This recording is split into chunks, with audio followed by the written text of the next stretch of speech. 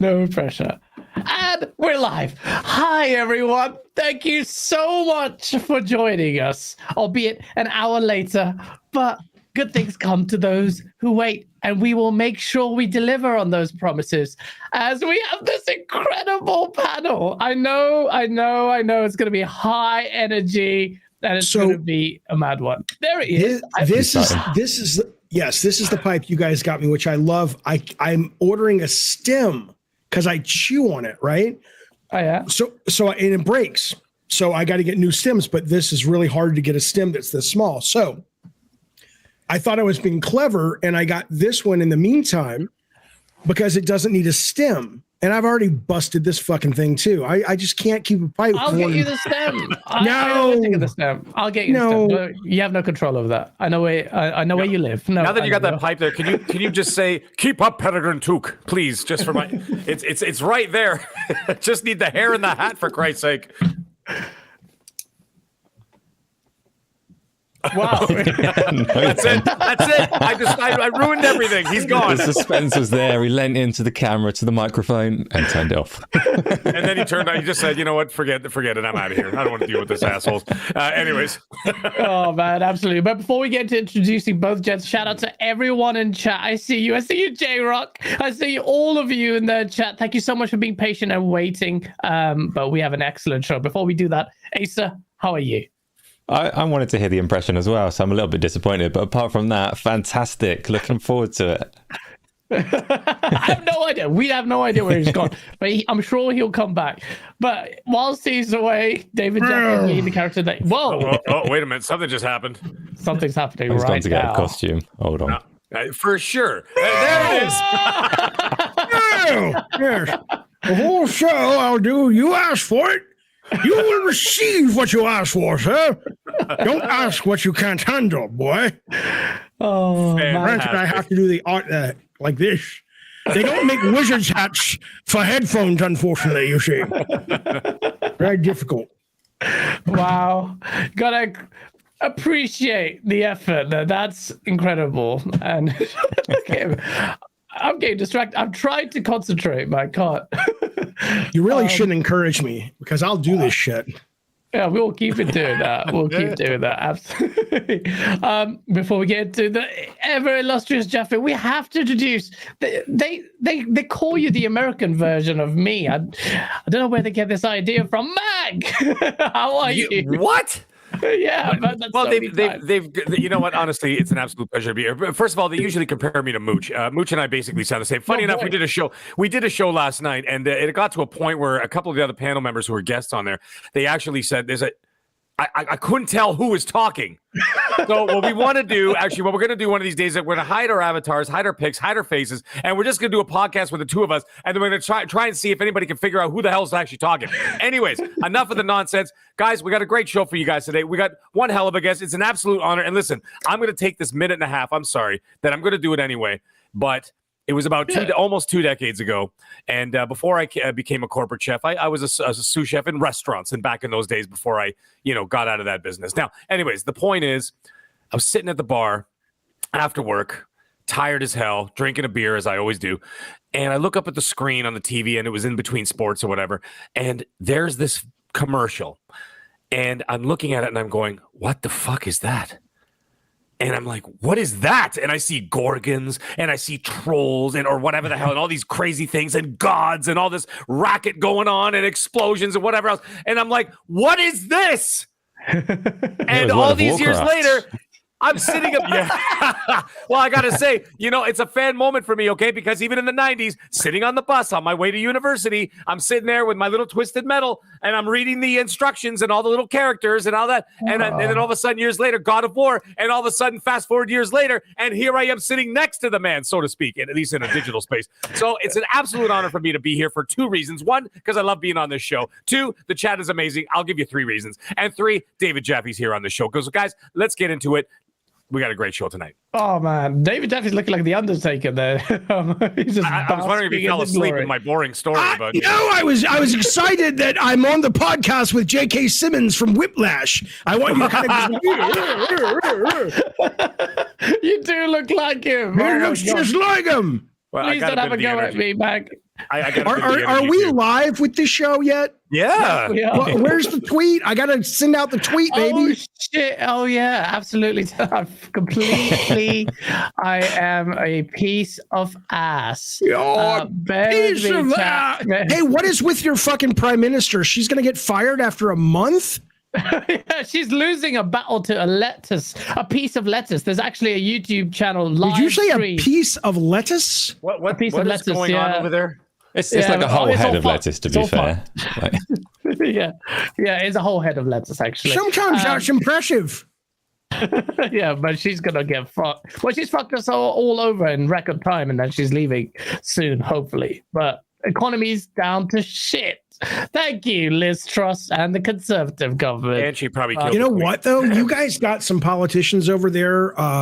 Finland and there's two hot fucking politicians that run the country. Oh, you know, Phil, I know it's the Finnish lady. Yeah, who was raving, and everyone's like, "Oh, what? That's not unbecoming of a leader." Fuck you! I don't give a fuck. I would bend her over to that Resolute desk, and I would show her where the horse bit me. I swear to God, I would. Yeah, she's beautiful. And there's two of them though. There's her, and there's another one from roughly in that. I'm gonna look her up while you're tweeting. I don't know what the second one. Canada. Oh God, no. What's impaired? What do you mean, God, no? What? Well, I don't want to fuck the head of Canada. Oh God, no. Although he is rather pretty.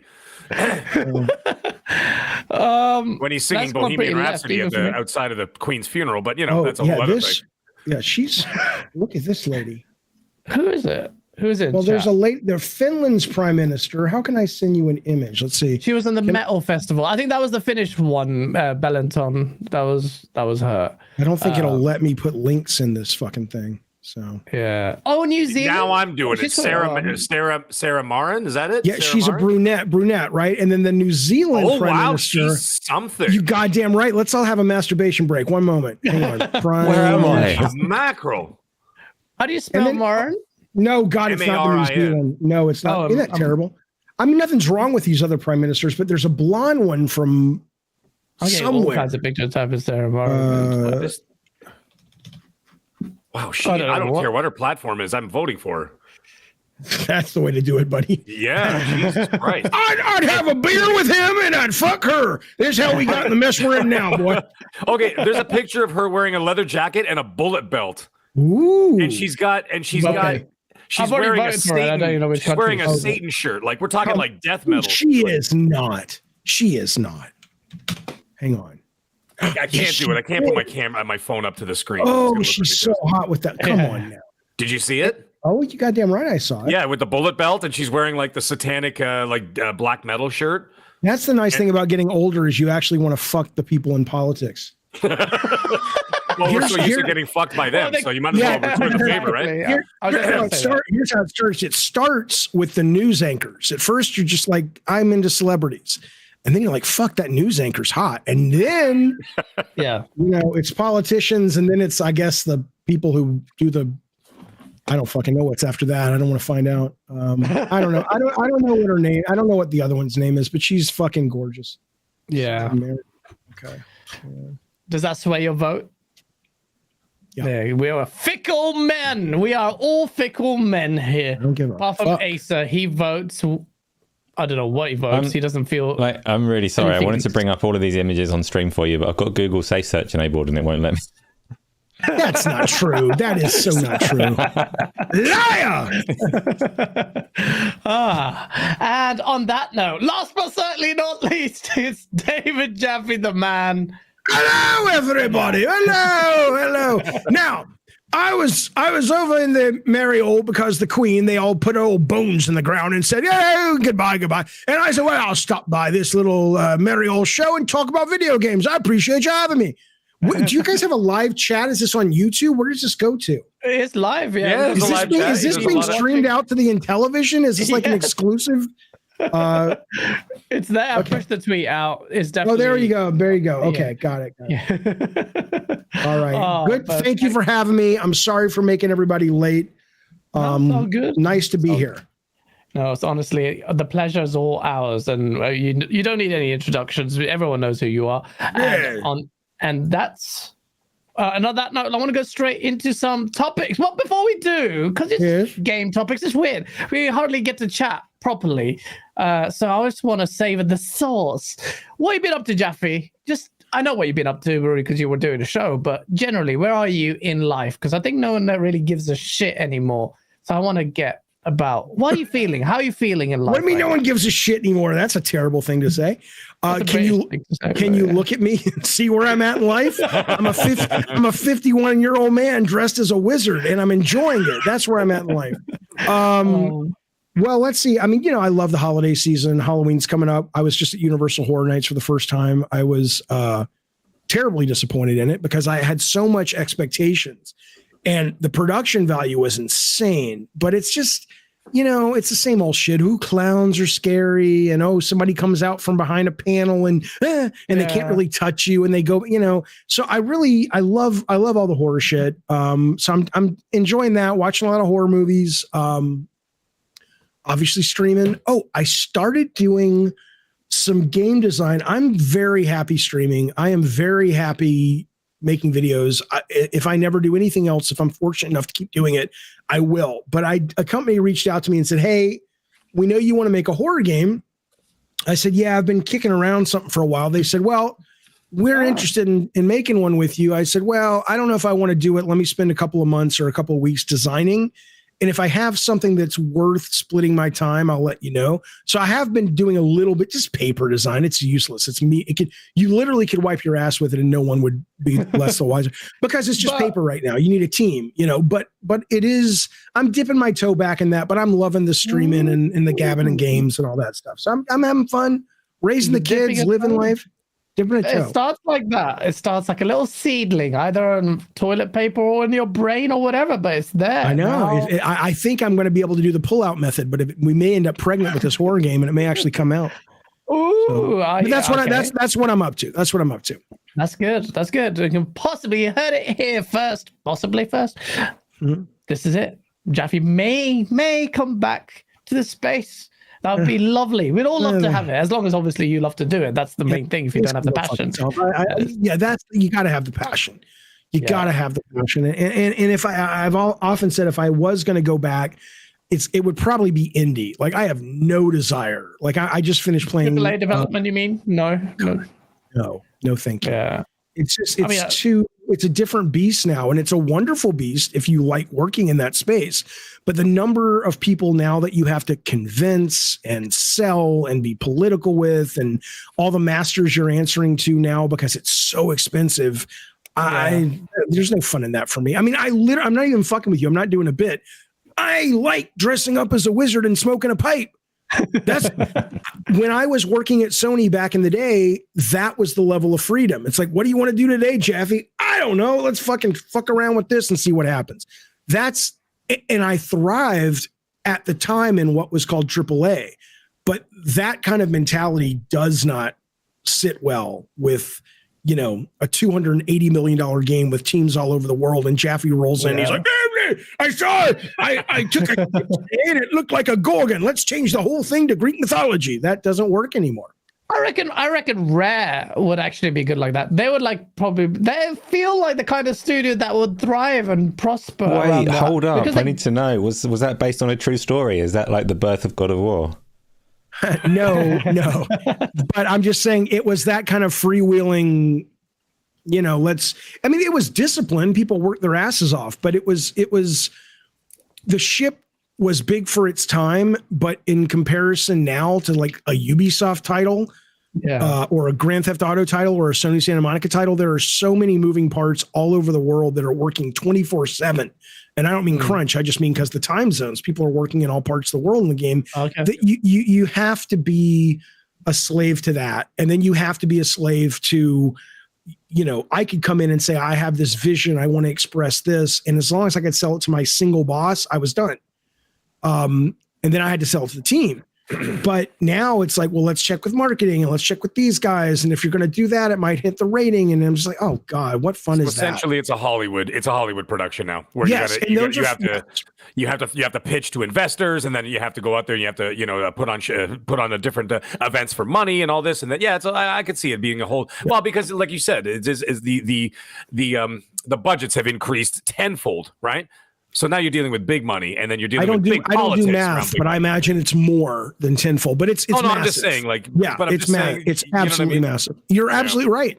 And again, there are people. I think you look at Cory Barlog. I think Cory, so far anyway, has thrived in that environment. I think someone like Neil Druckmann obviously thrives in that environment, and it doesn't mean the games are better or worse because of it. It's just I think you need different types of troops to fight certain kinds of war, and that if I would let's put it this way, I got into QA back in the day just as a job to pay the bills while I was waiting to get into movies. Mm-hmm. If I had seen that as the definition of what it meant to lead a game creatively, there would have been zero appeal to me. I would have been like, oh yeah, this is not for me.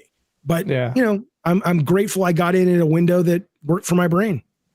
Absolutely. I'm glad it worked. I think you did kind of probably enter out without having any insight into it, probably enter into the space in its most creative, like that early stages where it was really beautiful, whereas now it's like a machine is, churning things out. Like today we find out, we can jump into it. I don't know if you caught Bayonetta's voice actress. Mm-hmm. She's vexed, and now this is gaining traction like this. Voice actors typically, or you can shed light on it. I know you haven't been in the space in a while, but I think typically it's safe to say voice actors don't get paid as much as many people think, unless your name's Troy Baker. And then Bayonetta's voice actress, she got paid $4,000 for about a couple of months worth of work voicing the full character throughout the game. Not paid. She didn't take it. She dismissed the role. Yeah, she said no. That's what they offered her. She did 1 and 2. Bayonetta 1 was a failure. Sega cut it loose. Nintendo picked it up for 2 and 3. She was the voice in 1 and 2. She probably did promotions as well. What she made for that, I don't think she said, but she said they offered her $4,000 to do Bayonetta 3, and the gist is she turned it down. But then she made a video that came out today with her saying, I train with this big shot dude who I don't fucking know who it is in LA. And I put all this work into my craft and on and on and on. And this is ridiculous. And I think you should boycott Bayonetta 3 and give the money you were going to give to Nintendo and Platinum Games to charity. And what's your take on that? Well, my take on it is, the role went to Jennifer Hale, who was, I think, Naomi in Metal Gear. And she was in, what's the fucking Mass Effect game? She's been in a bunch of one of the big, she's not necessarily the female Troy Baker, but she's close, right? Yeah.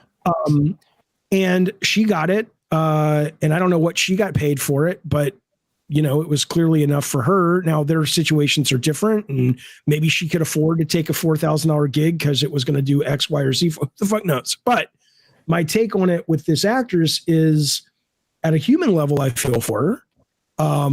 That's really shitty. But at a business level, I read the Game Informer that just came out, the print mag, and they literally said Jennifer Hale is excellent.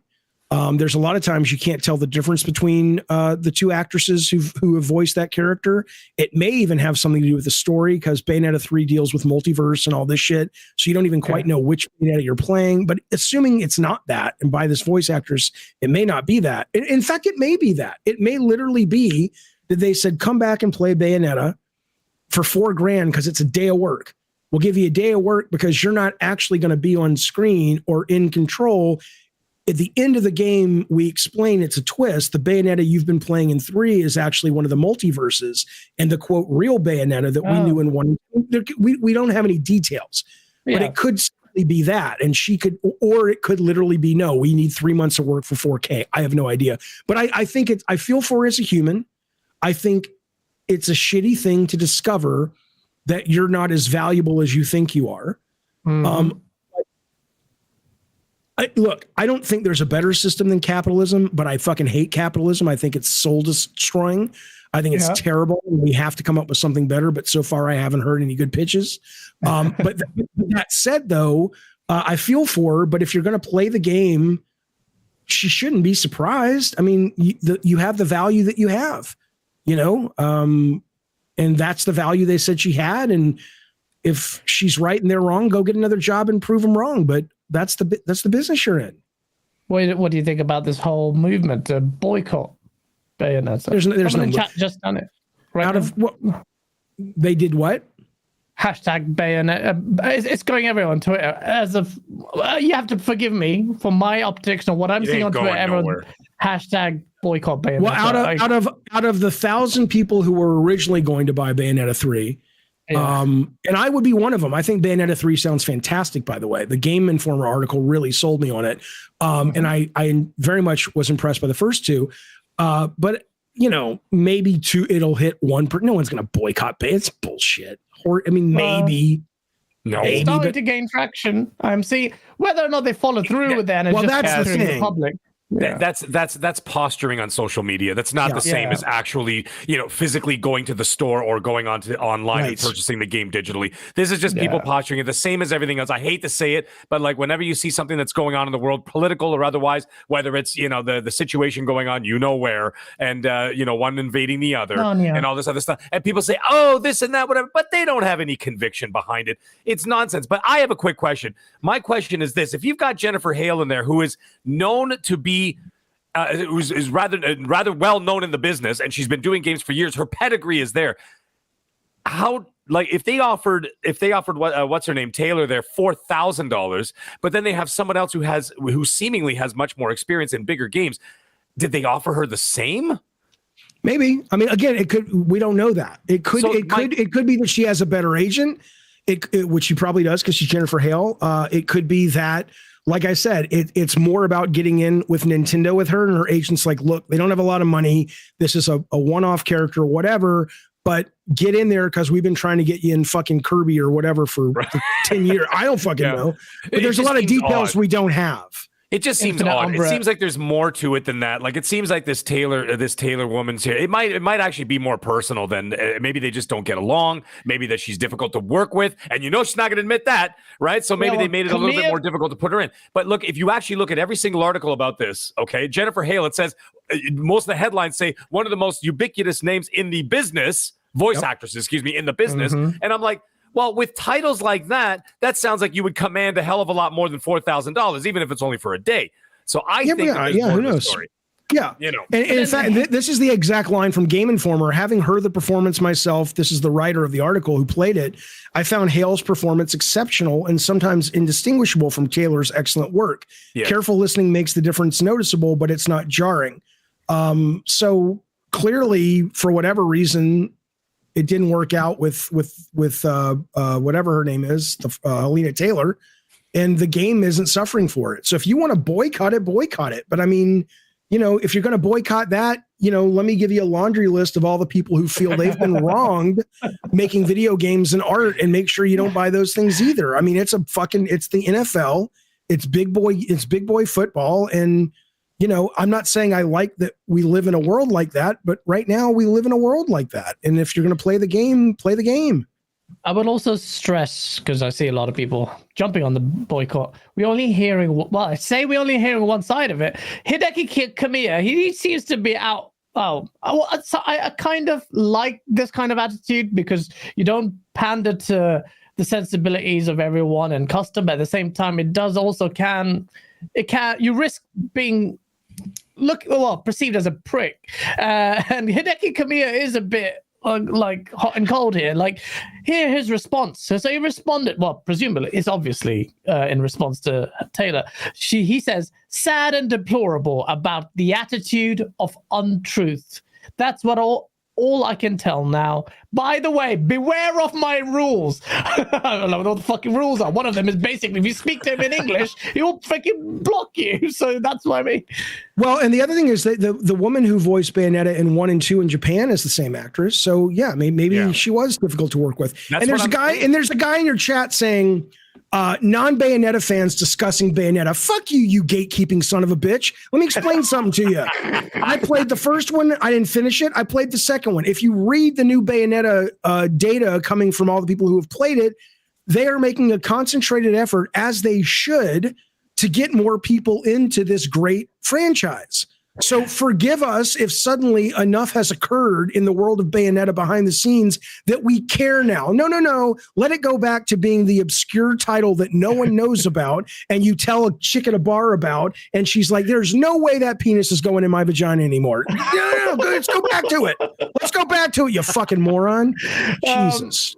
I have completed both games as well. I have no idea what happened to the story. It was batshit crazy. It's like a DMT trip.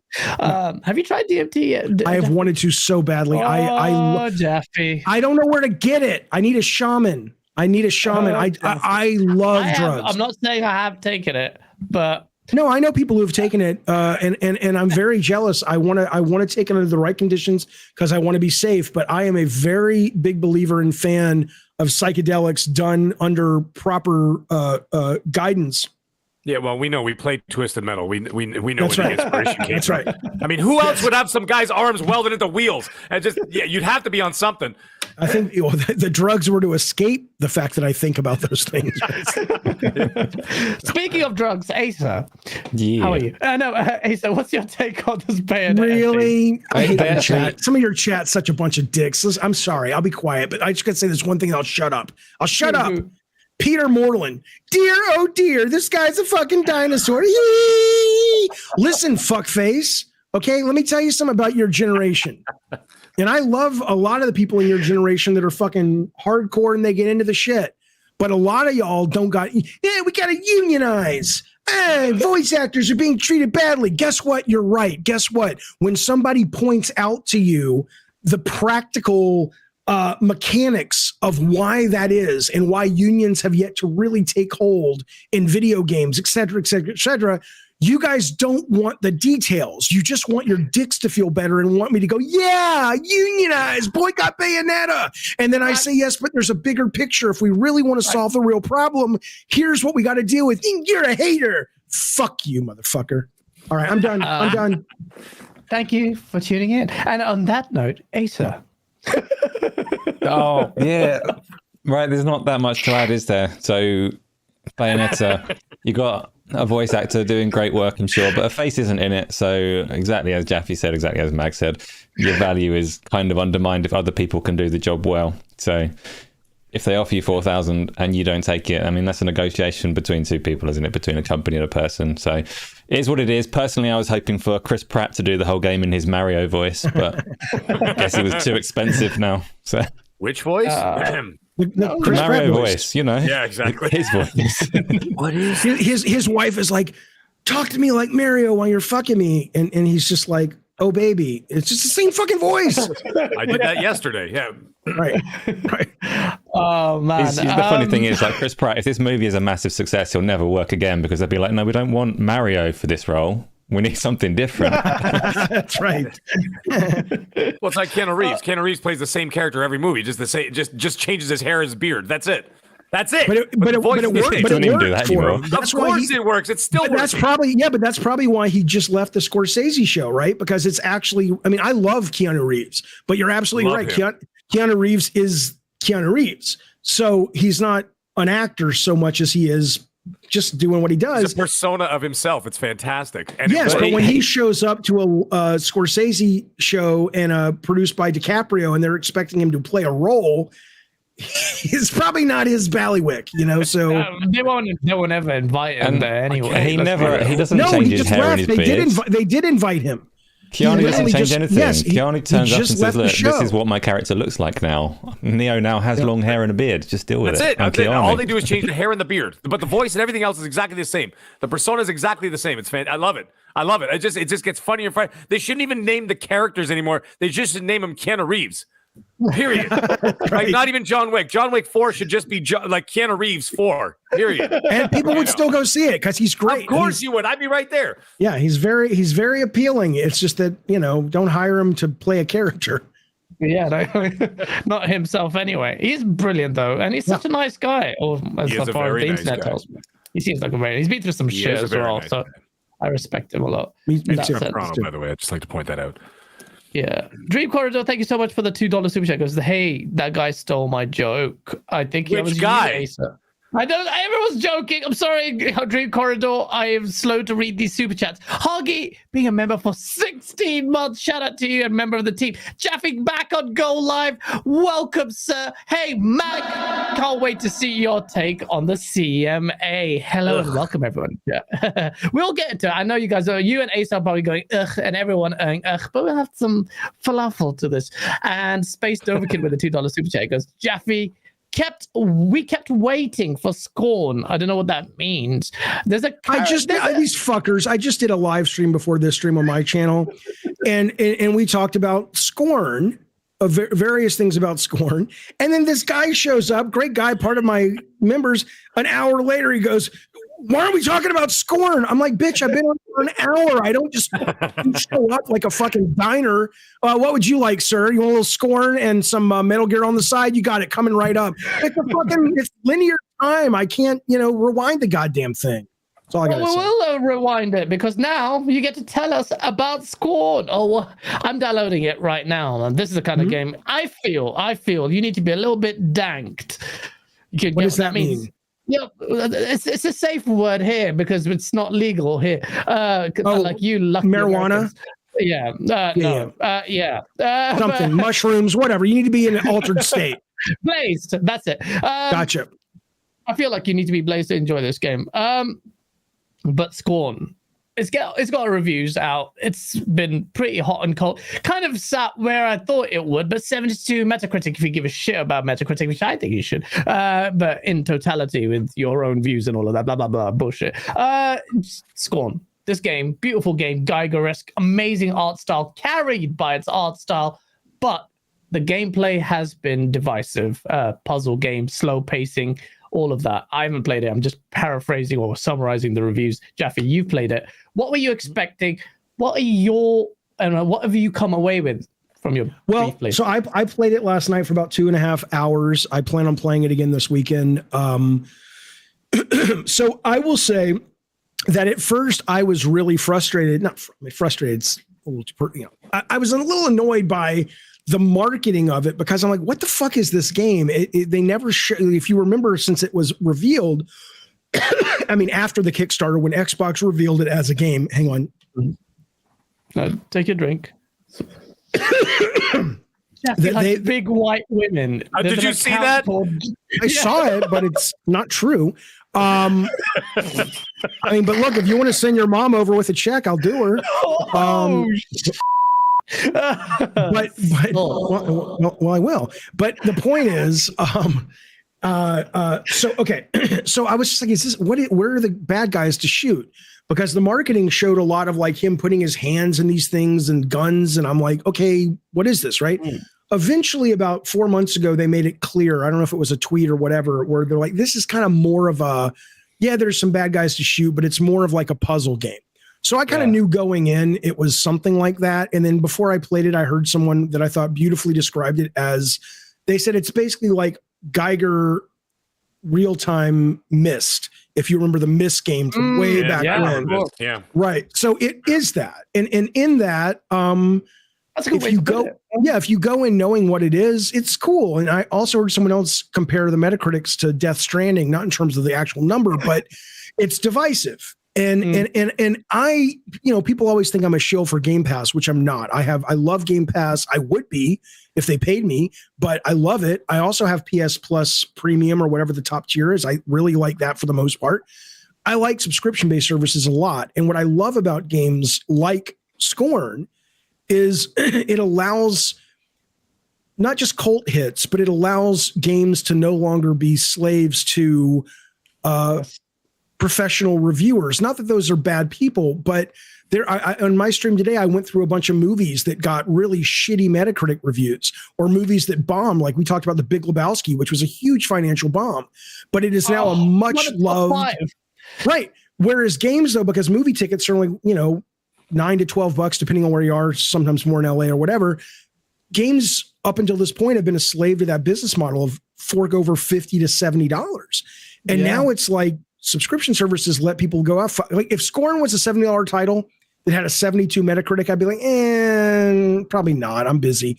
But the fact that I can play it in the cloud just to see if I even like it and then download it and go, okay, I probably won't finish this, but this is going to scratch the itch for some people. And it's kind of cool that there's a way to deliver that now without it being like, oh, it's a piece of crap. So I appreciate it for what it is. I can't imagine I'll finish it because it is slow, but it's not bad. It's just kind of, I mean, a lot of it's console war bullshit too. It's like, bitch, you guys on the PlayStation side walked around acting like you enjoyed looking at a cat's butthole for 5 hours. Don't come at me and tell me that my Scorn is the problem. He's not talking about The Last Guardian, by the way. No, I'm talking about Stray. I'm talking about Stray. I know. Yeah, which I'm not shitting on Stray. I'm just saying I'm just saying that it's like, just over yourselves and love games. Don't care about consoles. So dumb.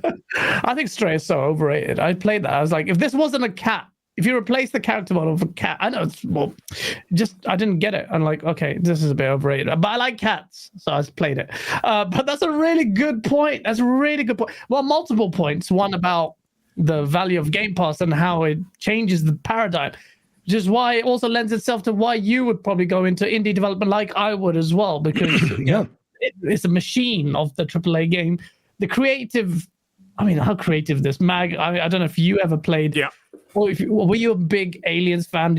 I loved Geiger's. I was going through. I went to a comic book shop last week and reading this fat book, Geiger's art style, and I just still like. You must be fucked in the head to come up with those ideas, but I appreciate him for it. But what do you think about Scorn? Have you tried Scorn? And is that?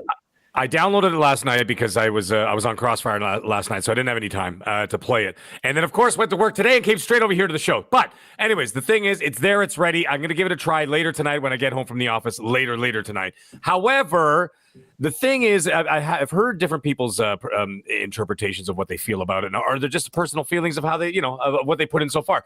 Jaffe's pretty close. We're talking about 2-3 hours is pretty much what most of the people have put in, right? So now what I'm getting like sort of like, a taste of the landscape of what everybody's talking about. My concerns is that, when it comes to a concept of a game, whether it's exploration, whether you're, enveloped into this environment, into the story, into this atmosphere, right? Wonderful for a while. But my concerns are that after an hour or two, am I going to start to drift out of the experience because of pacing issues and conflict issues? Right, David mentioned a little bit earlier about like not being able to shoot it. Well, I mean, like shooting somebody or whatever, like, or dealing with some kind of a protagonist. Where if it's not entirely clear in the first couple of hours, that's where I start to drift off, and I'm like, all right, this is pretty cool. And you're going around hell or whatever the hell you're, wherever you are, some other, dimension, some Hellraiser style dimension, fine. But the thing is, after a little while, if there's no protagonist, if there's no sort of like goal, if there's no, a yin to the yang to what you're doing, if there's no conflict, it doesn't mean that you have to shoot everything, for Christ's sake. I get that. I actually played Stray. I finished Stray. I had COVID, so I had nothing else to do a couple of weeks ago. So I played Stray, and I'm like, I might as well finish this game. I finished it. I didn't shoot anybody, although it would have been incredibly amusing to see a cat shooting somebody. But still, I finished the game or whatever, but at the same time, at least it moved in a direction. I haven't played it, so I'm not going to say anything, but from what I've gathered so far is that it seems that there seems to be a little bit of a lack of direction of where this game is heading, so it kind of loses its momentum as time is going on. And David's not the first person to say, I don't think I'm going to finish it.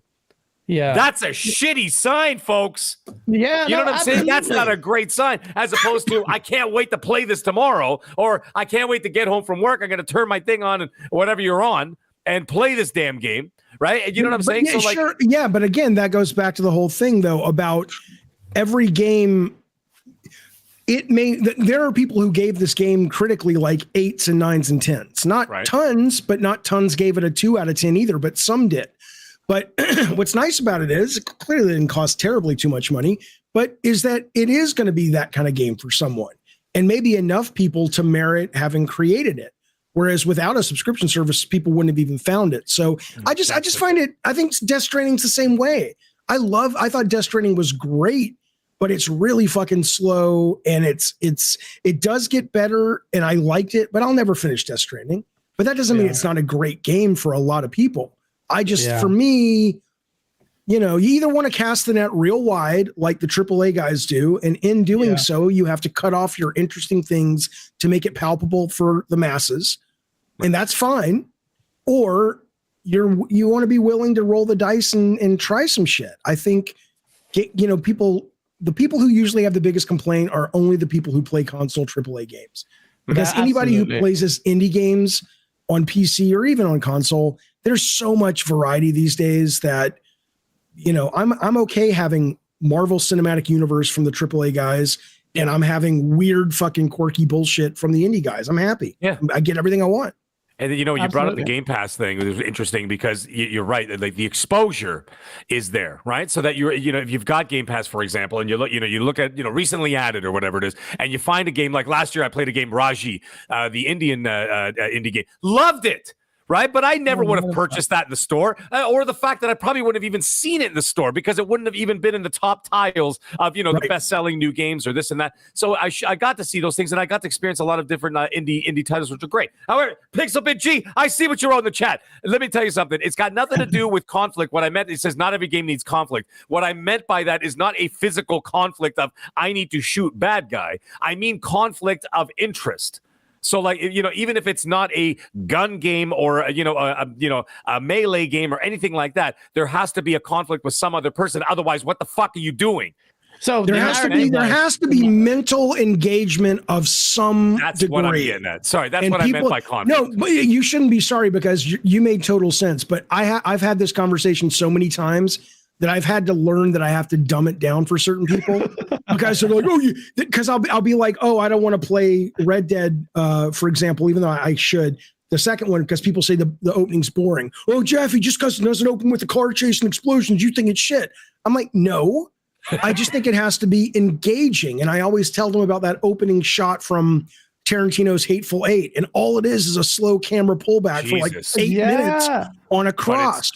But I was engaged because I'm like, what is this about? What is it revealing? Oh, what's going to, there were enough things there to engage my brain. But people automatically, it's almost like these guys are like slaves to the AAA guys, to the point that they have to, the AAA guys literally just fucked your girlfriend, and the guy who fucked your girlfriend has a little spooge coming out left, and it's like, may I have a drop, sir? I mean, that's what it's like. It's like, just It's true. Be discriminating a little bit. This is your money. This is your passionate hobby. I will say that on Red Dead Redemption 2, I was with you, Jaffe. Only a few months ago did I try it for the first time, because I thought the slow pacing of it would put me off. Hateful Eight was blaring in me, and despite its doughiness and slow pace, the quality of writing and cinematic flair of it, even if a lot of it felt was on rails, was astounding. It is astounding. Yes, love that movie. Yeah, Hateful Eight is incredible. And I have to tell you, I don't want to derail it. I do need to play Red Dead 2. People tell me it's fucking wonderful, and I know that. But I was watching the last week. There were a bunch of people who got to preview Dead Space remake. Christ! And what happened?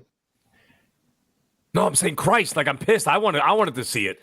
Oh, I thought you were calling me Christ. Well, I can do that too. You got the beard. You're almost there.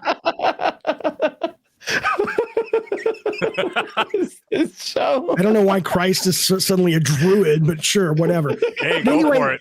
But anyway, so in Hateful Eight, though, a lot of the stuff that is like conceptually on page boring, a lot of it is the nuance the actors bring and all this shit, the music. So I'm watching Dead Space remake footage today, and there's this one scene, and it just hit me. I don't know why, but there's this one sequence where Isaac walks into this room, and there's this dude behind this glass, and he's like banging on it, yelling for Isaac. And then one of the, whatever they're xenomorphs, whatever the fuck they're called, kills the guy. And it just hit me. It's like so much of what a good actor can do. Like, a lot of these NPCs don't get, obviously, the money spent on them because they're just like an NPC. But so much of, if that guy actually performed that, oh my God, fucking help me, help me, help me, and his facial animation was there and stuff, I bet even parts of the game, it's almost like you take something from a movie that works in a game, but why doesn't it work in a movie? And it's probably because the movie has all of this stuff happening underneath that lay people like us don't recognize. And suddenly you get the Hateful Eight versus going, oh, it's another help me, don't kill me thing. You're just like, whatever. Like, there's no emotion to it, you know? Absolutely. There are levels to that shit, and gaming will one day actually start to. Well, this is the thing with Red Dead Redemption 2. I think you'll appreciate that kind of attention to detail, even down to the voice act, is there. It exists, and when you do get to play it, I had started playing it, but it's a time sink. But you will find that what would be a generic, the scene where behind glass wall kind of thing with Rockstar, they embellish on it with the quality, like the Hollywood. That's great. That's great to hear. It's great to hear. So, yeah, definitely do check that out. Shout out to James Walker. Thank you so much for the $5 super chat. People loved the non-direction in Elden Ring. Absolutely, but I wouldn't conflate the two things, because there's aimless direction, because all it looks like is just X-ray penis and vagina bits and Scorn and just slotting into things, and it's like, what the fuck are you talking about? Is that in the game? No, well, that's a game. Well, there's a game called Lust from Beyond, which is by no. It's a wonderful game. It's by a company called Movie Games that I consult with in Poland. And the reason I did is I was playing their game and I thought it was just going to be an X-rated porn game to stream and have fun with. And it basically goes into a Geiger world where it is lots of penis, lots of vagina, and it's very overt. There's like an orgy. It's like an X-rated game, but it's fucking awesome. But Scorn is more subtle. Scorn, clearly that's a penis, clearly that's a vagina, but it's not. Yeah. It's not. You know, it's. Yeah. You know, can I push back on that comment about the Elden Ring with its sort of aimless? The thing is, the difference with a game like that, okay, is that you still are finding goals to reach. Right. So it's something that you're working towards. So you're not aimlessly wandering around going, well, what the fuck do I do now? No, but there is a point where you start the game and then there's that guy on the horse and you're like, oh, there's a guy on a horse. And you walk up to him and you're like, hey, how's it going? And literally just swipes you with one shot and it's over. And you're like, all right, well, I guess I'll see you in 40 hours. So then you go off and you do other things. And then you remembered that guy. And you're like, you know what? I'm going to go back and get that son of a bitch who was standing there as soon as I started the game. I'm going to go back and deal with him. Right. So you're still working towards something. So it gives you the motivation to go back to your console or your PC or wherever you're playing and to go back and want to continue so that you're working towards something. My problem is aimlessness, where it doesn't seem like I said, where you're part of an experience. You know, David's always talking about at the beginning. He was talking about the Universal Nights thing where they do the mazes and all that stuff, right? Those are atmospheric. Yeah, those are atmospheric experiences, right? But they're in small doses, 5 minutes, 10 minutes. Can you imagine doing 6 hours? After 6 hours, you're like, well, what am I doing? Just wandering around here? It's the same shit. I would love though. That said, though, I'm not even fucking with you. You know what a dark ride is? Like at theme parks, the things like Peter Pan's Flight or that you get in a car or Pirates of the Caribbean. Yep. So it's like a rails thing.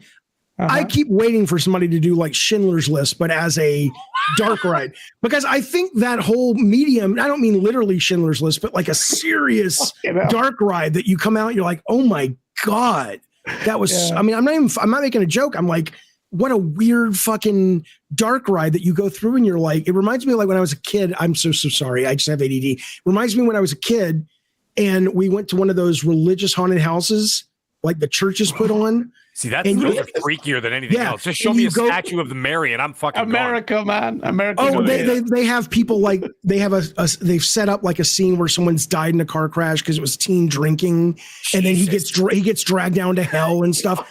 And you come out of it and you're like, was it fun? And you're like, no, fun? I'm going to hell. Yeah. You won't drink and drive again, will you? Okay, can I sign me up for one of those, by the way? What? Yeah. It's like 6-year-old going, what have I seen? America continues to surprise me. You guys are amazing. You guys, not me. We don't do this up here, okay? Oh, yeah, Canada. We got free weed and healthcare, okay? That's about it. Well, that's similar to us, but our healthcare shit now. Shout out to over 500 people watching. Smash that like button. The word is obtuse, guys. What are we up to? I just keep thinking that movie. What's that movie? Shawshank Redemption. What do you mean I'm obtuse? And then the Family Guy skit. And when he's in the obtuse shape, yeah. Or am I being obtuse? Yeah. Asa, you like fleshy things. Do you like Scorn? I like some fleshy things. I'm not a massive fan of Scorn so far. It's already been pretty well covered. But for me, you've got this weird world that you're exploring. It's punctuated by fairly significant puzzles that are fine. If you like puzzle games, you'll probably enjoy those. But for me, the bit that kills it is the bit in between those puzzles where you're exploring this world. It's gross. It's clearly like fairly intriguing, but you can't poke it or interact or do anything. The base game is like wandering around, and there'll be 2 or 3 protrusions in a room that have a white outline that you can interact with. And then you wander to the next room and there's 2 or 3 more weird looking protrusions, and you stick your fingers in them and figure out the order to press buttons, and that's not compelling to me. Engagement is completely lacking in terms of direction and things to do. So I played it for about an hour and a half on stream yesterday, got through. It's quite harsh in the first like serious puzzle that it gives you. A lot of people are getting to that puzzle and just go, nah, this isn't for me. I dicked around with that until I got through it, and then got back to sticking fingers in switches, and I was just like... Well, let me ask you a question. Are you not seeing the metaphor, especially given the audience this is made for, though? I'm going to say no. What? No, carry on. Really? Well, you said you're sticking your fingers in these, sticky, moist things, and you don't know what to do. It sounds like high school. No, I didn't say I don't know what to do. I know exactly what to do. I just want a little more. I know you know what to do now, but I'm saying back then you're like, well, I'm doing it. What are you wet? What's happening? I don't know what's happening. I don't, that's all I'm saying. The back of the bus going to band camp. Fuck off. It's a metaphor. It's whatever.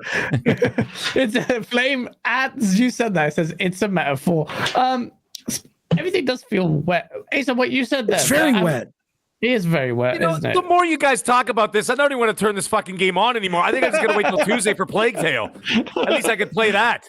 That's not like I said that on your meds for. That was my problem. I'm saying, like, I don't just want to poke these holes. I want to poke everything, and I can't. Nothing's interactive. Oh my God. It's always the quiet ones, isn't it? It's always the quiet ones. But it's true, though. Asa, you make a great point. The world is what... Like, let's be honest, gents. It's the world and the art style that's pulling all of us in there. And oh, fuck yes. Yes. Beyond the beauty and spectacle of it all, if your interactions are limited, and I mean, in video games, what do you expect? How are you going to do that? But then there has to be some kind of overarching kind of story. Like with Bloodborne, what I really liked about Bloodborne was the story. The world was telling its story. This one is quite obvious. It's in your face. But with Bloodborne, it was quite subtle. And if you know a Bloodborne story, it's pretty fucked. It's pretty fucked. Blood rituals, Menses levels, some period blood with aliens and God damn it, banging and shit. And then with Scorn, it's like quite deep. It kind of reminds you, if you listen to the band Tool, they were a rock band who were incredible music videos that would just mind fuck you. And they were like, but you could tell there's like a theme here, and there are so many themes here. And if I don't feel like there's a theme with Scorn, I just feel like it's Geiger-esque puzzle game. And well, I'm assuming. I mean, again, I'm only about 3 hours in. I'm assuming it's going somewhere. If I haven't really read many of the reviews, if one of the critiques is it's not, and it literally is just puzzle in this Geiger art gallery, then I definitely won't be finishing it. I'm assuming something's going to pay off and explain what the fuck, but I don't know. Isn't that slightly concerning that after 3 hours you're wondering if something's going to pay off though? Like, I mean, that's. You're like, when is the other shoe going to drop here? Like, perhaps, but that may be based on how spoon-fed we've gotten by cutscenes and everything being explained to death. I don't mind a little bit of a slow burn if it's interesting, and so far it's interesting. But if it's not going anywhere, and I solve I'm trying to solve what looks like a meta puzzle, like you're doing a lot of small things to solve the big thing. When that door opens or whatever happens, when I step in there, it's like, let's do it again with just different puzzles. I'll be like, fuck yourself. We're done. That's the problem with pacing. Someone in the chat says it does pick up. So I don't know how far they are, but that's all I read. It says it does pick up. The story does pick up. So that'd be interesting. All right, I'm going to give it a shot. Not tonight, tomorrow. What have you got to lose? That's the thing. A lot of people you got nothing to lose. Not like I got to sit there and pay for it. I mean, I pay for it, but you know what I mean. Yeah, exactly. That's basically just become a household expense, like paying my water bill. So someone in the chat called it moist mist, which I think is good. That's a great. But then fleshy mist. Rated says Scorn is indie. Cut it some slack. Fuck you. No, I cut it some slack when it comes to production value. But what they trade in production value, they're supposed to make up for with engagement and novelty and freshness and brilliance of understanding the medium. If they can't do either, one costs money, the other one just costs time and imagination. If they can't do either, my time is more valuable. I'm not cutting shit slack because of the budget. And by the way, he spelled some S-U-M. That's it. Sorry. I had to shame him for it. It's S-O-M-E. Jesus. Shout out to Jaffe likes big white women. Super chat. Again, I mean, like as if this guy came up with his name just after seeing that Jaffe was on the show. It's probably amazing. Colt Eastwood's burner account. Colt, is that you? Definitely Colt Eastwood. Yeah, he's in the chat right now. I can see him here. Colt Eastwood really wants you on, Jaffe, but he's so scared because you're so non-PC. But I worry about Colt Eastwood because he's really successful. And whenever I see him, I'm like, I don't want to reach out to him. He might tell me no, so I'm not even. He won't say no, bro. He's told me he'd love to have you on. He's just so worried. Eastwood. That's scary. It's gonna be PC, and I'm like, don't fuck you, Colt Eastwood. Be a fucking man. No, fuck you, Colt Eastwood. You piece of. I don't want the algorithm to punish me. He's active in the chat. He's sitting right there. David, you ask him right now. He'll answer to you right down the chat. Yeah. Why are you such a fucking baby? I'm not gonna. I mean, look. So let's do it this way, Colt. Let me learn you a little bit. So you're worried that we'll do a YouTube video. Fuck you, Isla Ghost Magonads. Oof. Oof. Watch out, Tommy Tallarico's coming for you. But you're worried that we will be on a stream together on your channel and YouTube might say, nope, you're not getting any money off that one. Do you understand the love you will get? Because when you open up the genuineness valve, then you might lose money on that stream, but you'll gain a bunch of new fans that appreciate the fact that you put your balls on the table and said, let's be fucking real. The world has too many kind of funnies. Exactly. It's all kind of fun. Who barely anyone watches. Colt, you heard it. I'm his co-host on XNC. I'm giving you the green light. Just go. Colt. Let's go, Colt. I see you chat. Let's go, Colt. Say something. Alexa, no pressure. Tell Colt he needs to get some testicles. Oh my God, Colt, we're talking about getting David Jaffe, and you're still crying about PlayStation in the chat. Console war. Why is PlayStation following Xbox? Shut the fuck up, Colt. Anyway, Flame, thank you for the $5 super chat. Guys, check your candy. I found Gotham Knights running 30 frames on next-gen consoles on my Twix. Stay safe out there. Jesus Christ. That's it. Great segue into this next topic. Gotham Knights, man. Again, boycott Bayonetta, and now it's boycott Gotham Knights, or really cancel pre-order for Gotham Knights, because Gotham Knights has been announced to be running at 30 frames on consoles, which is it's a next-gen only game, yet it's running 30 frames. That's pissed people off, disappointed people. And then you had some weird developer chat from Rocksteady saying, oh, the fucking Series S is a bit shit, isn't it? Not really had anything to do with the game. No, I don't know why I brought that up. That's going to take us on a tangent. Jaffe, Gotham Knights, 30 frames. And Colt says in chat, I just saw it. He'd love to have Jaffe on. There you go. It is. It is. Well, let's hit each other up in DM. I would love that, Colt. Thank you, buddy. So, yeah, I mean, there's two things Gotham Knights announced yesterday. One is they have Gotham Knights is what I said earlier today is I would love one of these investigative guys like Totillo or what's the guy's name? Jason Schreier, to go and investigate this game, because there has to be something behind the scenes on this thing, because everything from it's a 4-player or it's a 4-character essence of a story. Yeah. But when you hear the interview with the director of the game, he says, oh, well, we could have made it 4-player and we had it early and it was 4-player and it was fun, but the narrative demanded 2 players. No, it didn't. No, it didn't. Yeah. No one's gonna sit there and go, this was fucking fun. All right, but Barbara Gordon cannot be on the same screen as Red Hood because of in issue 642 of Batman Detective Comics. Fuck you. Right. So that's I don't believe it. But the other thing then is you have the producer coming out or I don't know if she's the producer, but somebody from Warner Brothers coming out on their Discord. And this is what you're talking about and saying for a variety of reasons, not the least of which is the nature of how we do unfettered co-op. I've never heard that. I was in the industry for 24 years. I don't know what the fuck unfettered co-op is. And the way we do unfettered co-op, we have to run at 30 on consoles. And it's not as simple as just going up the frame rate, drop the resolution. And that's true. So, but there's clearly something going on. And then they also yesterday announced a 4-player arena mode that is outside of the moment-to-moment single-player game or co-op game, where it's just like horde mode with superheroes, which is fine. But clearly they can do 4-player co-op in a very contained environment. So my guess is there was a technical snafu, or, I mean, absolute worst case, the writer for the first time was the one making all the big decisions. And they said, well, you'll get your 4-player in the arena mode, and it's got to be 30 frames. I mean, there could be a creative decision where the director is going, I really care about story more. I understand marketing wants 4-player. Here's an arena mode. And I want more visual stuff in the world because it helps sell the ambiance. And in that, the frame rate's got to come down. Okay, those things are possible. But either way, it's a really bad product they're putting out because of these decisions. And unless the story is amazing, which I don't think it is, because the literal game has dialogue that goes smashy, smashy, smash, smash. I'm not lying. That's how the NPCs talk.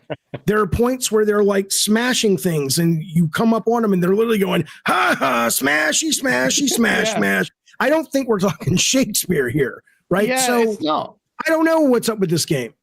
I'm not interested. Visually, this is a next-gen only game. They made it looks okay. Decision.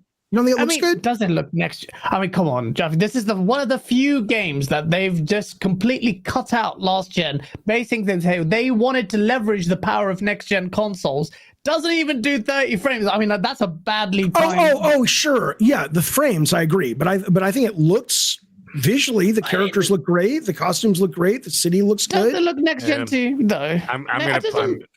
Can I piggyback off this for a second here? It looks modern gen. It looks current gen. It doesn't look as amazing as that demo from Unreal 5 with the body cam footage that you have to have seen going around. Yeah, that's sick. I mean, that looks like the real world. So no, but that's next gen. It looks current gen though. Yeah. I don't know. You know, I watched it. Did you guys watch the Skill Up video? You know, Skill Up, the guy that, he's got like 1 million, whatever. But so he did a 20-minute expose on the game because he's already been playing it, right? So he put side by sides and he says, look at this and look at this, whatever. And he said, you see how beautiful this is? He's like, this was Arkham Knight from 7 years ago. Yeah, I've seen And then he says, this is Gotham Knights. And he put Gotham Knights up there. And Gotham Knights looks like, I hate to say because, I feel bad for them, sort of. It kind of looks like that new, what the hell is it, Saints Row. And it just doesn't hold up. And I mean, you look at the Arkham Knight from 7 years ago, looks fantastic compared to this game that just came out or is about to come out this week. The other thing is, I'm not going to get into the technical stuff because I'm not a technical guy. However, I did see that it went from 4 players to 3 players to 2 players. Fine. Okay. But the other thing that they did, which I found to be a little bit jarring, is that they scrapped the Arkham combat. Did you guys notice that? Did you guys know that? The Arkham combat mechanics? Arkham combat's so broad now with that context-sensitive fighting system. I didn't think they got rid of it. It's a totally different fighting style now, and it's a totally different pacing to the way that they fight. And I think that's going to be jarring for a lot of people, considering that it is sort of a spiritual successor to that Arkham series, right? Now, the thing is, I understand it's not the same developers as Arkham Origins, because someone says, well, the WB crew over there, they did Arkham Origins, but it was a different group of people. You still have the assets available to you, right? I mean, WB Digital still owns all the assets in order to be able to utilize this combat to sort of maybe tether the two. You know what I mean? Like tether the old series to the new series. It'll give it more familiarity to it, that kind of thing, right? But scrap it entirely. It might be, like I said, a very jarring experience for a lot of people. But it doesn't matter. The point is, I'm going to wait for reviews for this because I don't know. Okay, I'm 50-50 on this right now. After Skill Up, he basically, in a way, I'm not going to say cancel my pre-order because who the fuck gets pre-orders of a digital game that they're not going to run out of unless they're going to give you, a token hat if you didn't, David Jaffe's robe or his pipe. If you get that, you order early, you get Jaffe's, his robe and his pipe. Mouth.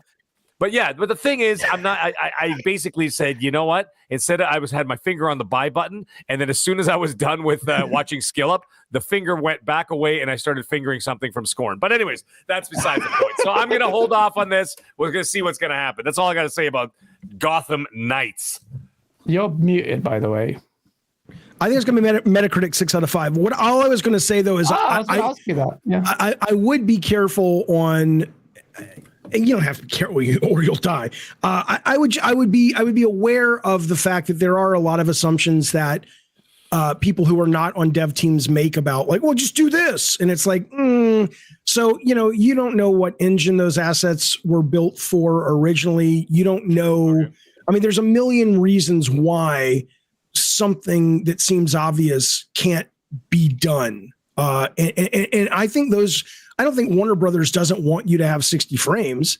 I think ultimately they couldn't. I mean, there are a couple ways to look at this. One of them is to say that technically they just don't have the chops to make the game they designed. So it went from 4 to 3 to 2. The combat got simpler. And they weren't able to do all they wanted with the world and still run at 60. And they're like, well, it's going to be easier to lock it at 60 than go in and readjust the visuals and the effects and the particles to make it run faster. So let's just lock it at 60 and deal with the headache and just get this out because we know it's a dog anyway. Not a dog, but somebody said this seems like a great Black Friday sale game. And I think that's what it feels like. You get it for $25. You play it one afternoon, stream it, have some fun with it, and move on with your fucking life. But $70, so it's good. Why ain't buying it for $70? They ain't selling it for $70. I mean, they're selling it. Nobody's going to buy it. Yeah, they're not really selling it, and I do suspect that this will probably falter. And I think the reviews, you're right. So you think you said 6 out of 10, but 60 somewhere? I think 5.5 or 6 out of 10. Oh yeah, there's no. I mean, even if you read the previews. Okay. Well, look at where you got. They're battling for the dollars, right? Between the end of October and the beginning of November, right? You've got 4 games that are going to be battling for your money. You've got Call of Duty Modern Warfare 2. That's that's going to be the biggest game of the year. When already pre-ordered it. Happy to have pre-ordered it. Can't wait. Yeah, so but like everybody say Elden Ring was going to be the biggest game of the year. No, it's not. I'm like, no, it's not. Modern Warfare 2 is going to absolutely trounce it. I'm not talking about it in terms of anything else other than the amount of people is about. So you get that. Then you've got Plague Tale on Game Pass, which is going to be a great game. I think it's going to be a lot bigger than people think. Sonic Frontiers, God of War, all within like a 2-week window of this Gotham Knights. Are you absolutely out of your fucking mind? You think they're going to someone's going to pay 70 American, 104 in Canada, by the way, with our taxes and everything else and the exchange rate? Well, I'm not fucking free healthcare. Well, I guess it's not so free. $100. Yeah, it's not so free because I pay it when I buy Gotham Knights. Yeah, that's right. Thank you, Batgirl. But I don't agree with you about Sonic Frontiers, but I do agree with you about the landscape and that you're asking for you can't go head to head with God of War. You can't go head to head with Call of Duty, and I don't. Business demands things. They must have had to get it out in this quarter. Although this quarter could be out in March at this point. But I don't know. I don't know what their mentality is, but I don't think unless they really think they're sitting on something great and they're like, whatever, just wait. But every preview I've read uses that journalist trick from back in the day where it's like, this is broken, this isn't working, this is great, but hey, there's still time. It could turn around and be great. They always have to. This is a 6. It's like saving your. See, I don't like that. It's like put your balls in the vice and commit to it, and then just say, "Hey, you know what? I reckon this is going to be a little bit shit, or this doesn't look like it. The prospects Public are really safety that high." announcement: please do not put your balls in a vice. Speaking of balls in a vice, Asa, what's your take on this? I don't know how the two are related, but just go for it. I don't know. Be more specific. My take on what element of it? Well, Gotham Knights, or Dick Wingbat, as you coined the main character, or whatever. So there's a lot going around. There's a lot of armchair development on the 30 frames per second, and I think David Jaffe just hit the nail on the head in that. It's very, very unlikely to be as simple as remove ray tracing, lower the resolution, and then you've got performance mode at 60 frames per second. No, it's not that simple. But absolutely, they've made fundamental decisions throughout the development of this game that are holding them back. And whether those turn out to be amazing decisions, whether there's something to this game that we haven't seen yet, and this co-op is incredible, and the city that they've built does something that we're not expecting, I'm not seeing it, but you never know. It's You're obviously doing they're exactly putting. what Jaffe just said that reviewers do. Well, they might do something that might No, surprise no, us. 'cause I'm not suggesting that they're going to change anything. Yeah, I agree. I think it's like, yeah, you're right. They could be playing it real close to the vest, and that's just like a strange tactic for marketing, but maybe. Yeah. But I doubt it. I doubt it. I think you doubt it too. I definitely doubt it, yeah. But they've put a lot, they've invested into this design decision. Whatever it is that they're trying to deliver with this city, they've sacrificed 60 frames per second, they've sacrificed 4-player co-op, they've given up a lot to make this real. And it could well play out that they just made a terrible mistake. But it is not as simple as that they're pushing too high a resolution. They should remove the ray tracing. Then we'll have 60 frames per second. That whole line of conversation is misguided. Yeah. Unless they come out with a performance mode, in which case, absolutely. I think the 60 frames also, people in the chat are like, well, why do we suddenly care about 60 frames? I agree. Most people won't even notice, right? I mean, people were saying on my chat earlier today, like Death Stranding on PS4 ran at 30. 60, if you know what it is and you get used to it, is wonderful. I think it has more to do with just the general kind of meh that's been slathered over the entire title. It's just people are saying there's a rumor that Plague's Tale Requiem is 30. Well, what about that? And I'm like, yeah, but Plague's Tale Requiem looks interesting. So it looks like it's going to be able to do heavy lifting in other parts. But so far, Gotham Knights has mostly been saying, hey, aren't we in the big boys club of great production value and next gen and all that? And it's like, well, if that's your calling card, then we're going to judge you on that calling card. And that calling card is 30 frames. That's worth talking about. Absolutely. Absolutely. But it doesn't. I mean, the calling card, at least you could, well, I know we just disagree on it, but visually, I mean, like you said, Mag, I can't see it. I want to. I really want to make it look like because I've said it on this show, well done to these devs that they completely said no to last gen. But whilst they've done that and I want to root for them, I look at the game and I'm like, where is it? I mean, a couple of flares here, character models may look nice. The hair, not the hair, but like the water, ray tracing. But generally, I just don't know. I just don't see it. So I'm there with you. I just watch the skill up video. It's about 19 minutes long. Even if you don't, I know some people in the chat are like, "Oh, I'm not a fan of that guy," but you know what? He's very thorough. So even the people who actually don't like his work, they at least admit that the guy's incredibly thorough with his work. So I mean, even if you go check it out, even for 5 minutes, 10 minutes, you will see exactly what I'm talking about. And then that'll give you a lot better idea. By the way, Jaffe, there's a couple people busting my balls right now because there's this big bet going on with some YouTubers, all right? And the bet that's going around is that Asante, I see you, is that there's what's going to sell more, God of War or Sonic Frontiers? I just need Jesus, God of War, you morons. Okay, that's it. All right, I'm writing it down. Jaffe says God of War. What is the best-selling Sonic game in the last 15 years? I know, but this one seems to be gaining momentum on 4 different platforms. I'm just saying. No, okay, that's the bet. That's the bet that's going around. How many people watch your show? They should all come to my show. Yeah, that's terrible.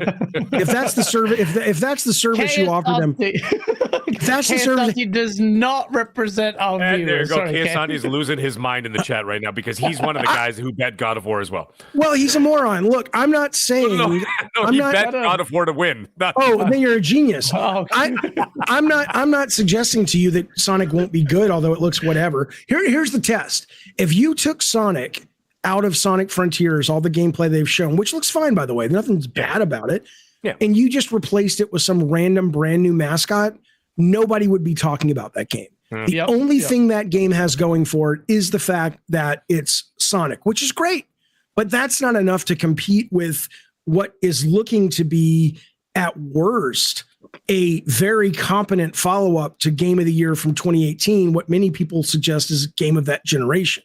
So I just think you're living in a fucking fantasy world if you think Sonic is going toe-to-toe with God of War. Just like I think that Elden Ring is going to wipe the floor with everybody come Game of the Year time when people give out these awards. Oh yeah, of course. Unless God of War's got something in its back pocket that they haven't shown. Right.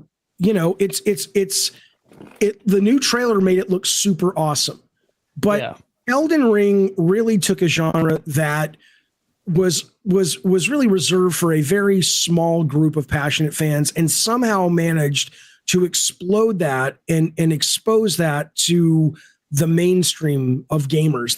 How do they do that? How do you know? I honestly, I think the bigger battle. I haven't played God of War Ragnarok yet, but assuming it's what I think it is, which is fucking awesome, like a 9 out of 10, but it's not a game of the year. Just like Callisto Protocol is probably a 9 out of 10, but it's not game of the year. I think the 2 game of the years, honestly, if you really want to care about the medium, to me, it's Elden Ring versus Wordle. I'm not even fucking with you. I think both of those represent games that burrowed their way into the zeitgeist and really showed different things about the medium. And I think if you really are looking at it at a medium level to celebrate and not just a marketing hype machine, I think it's Elden Ring and Wordle so far. When I shared my Wordle with Ace, they told me to fuck off. So yes, I did. What happened? He had never played Wordle, or he doesn't like it? I don't mind. Wordle's fine as a concept. I don't like people sharing their stupid little green and yellow squares. Like, fuck off. That. Yeah. I don't care either. Yeah. Bastards. That's the whole point about it. It's just a dick measuring contest. You won't let us do that.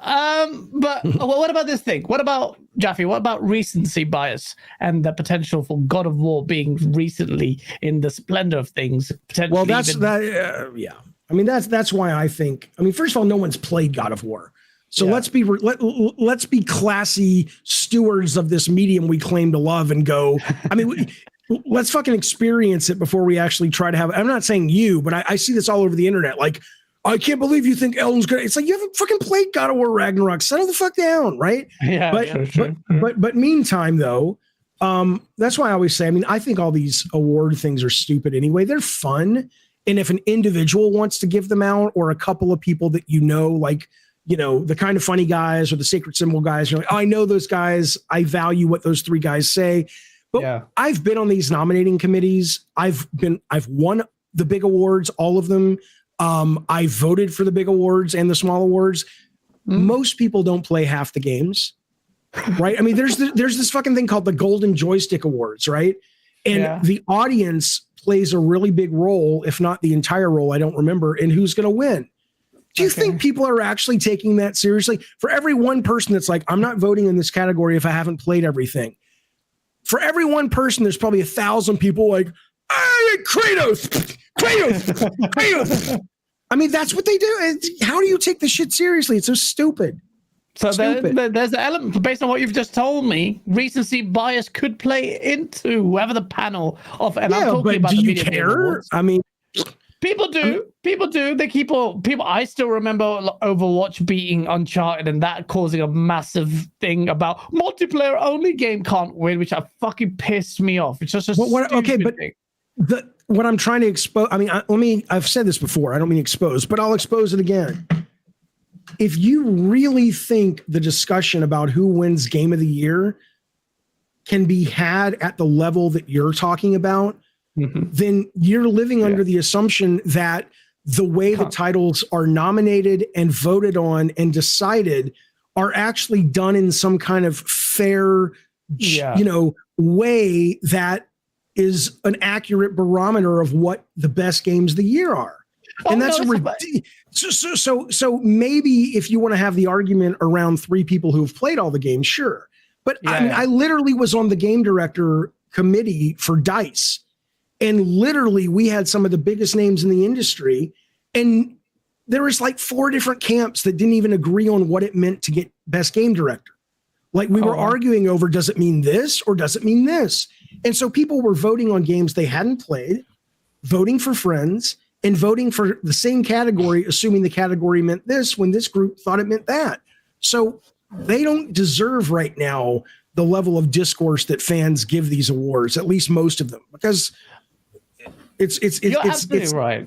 Yeah. It's a lot of it subjective anyway. It's always going to be loaded. Of course. The best, if you really want to do it right, reward the games from 5 years ago. Put a 5-year moratorium, and then what is it now? 2022. So the best game of 2017. Let history live a little bit. Let time pass. Now let's look back and go that it might. I mean, I'll Google it right now. I'm curious what got the Game of the Year award in 2017. That's quite interesting. We've all settled on it, had thoughts about it. What do we think now? Okay, so this one seems a little correct. Breath of the Wild, what it was up against was what it was up against: Breath of the Wild, Horizon, Persona 5, PUBG, and Odyssey. I don't think Odyssey deserves to be in there, but I don't think Horizon deserves to be in there. But Breath of the Wild, Persona 5, and PUBG, I think are some really valid, and maybe at the end of the day, what your answer is, these were the best games of the year.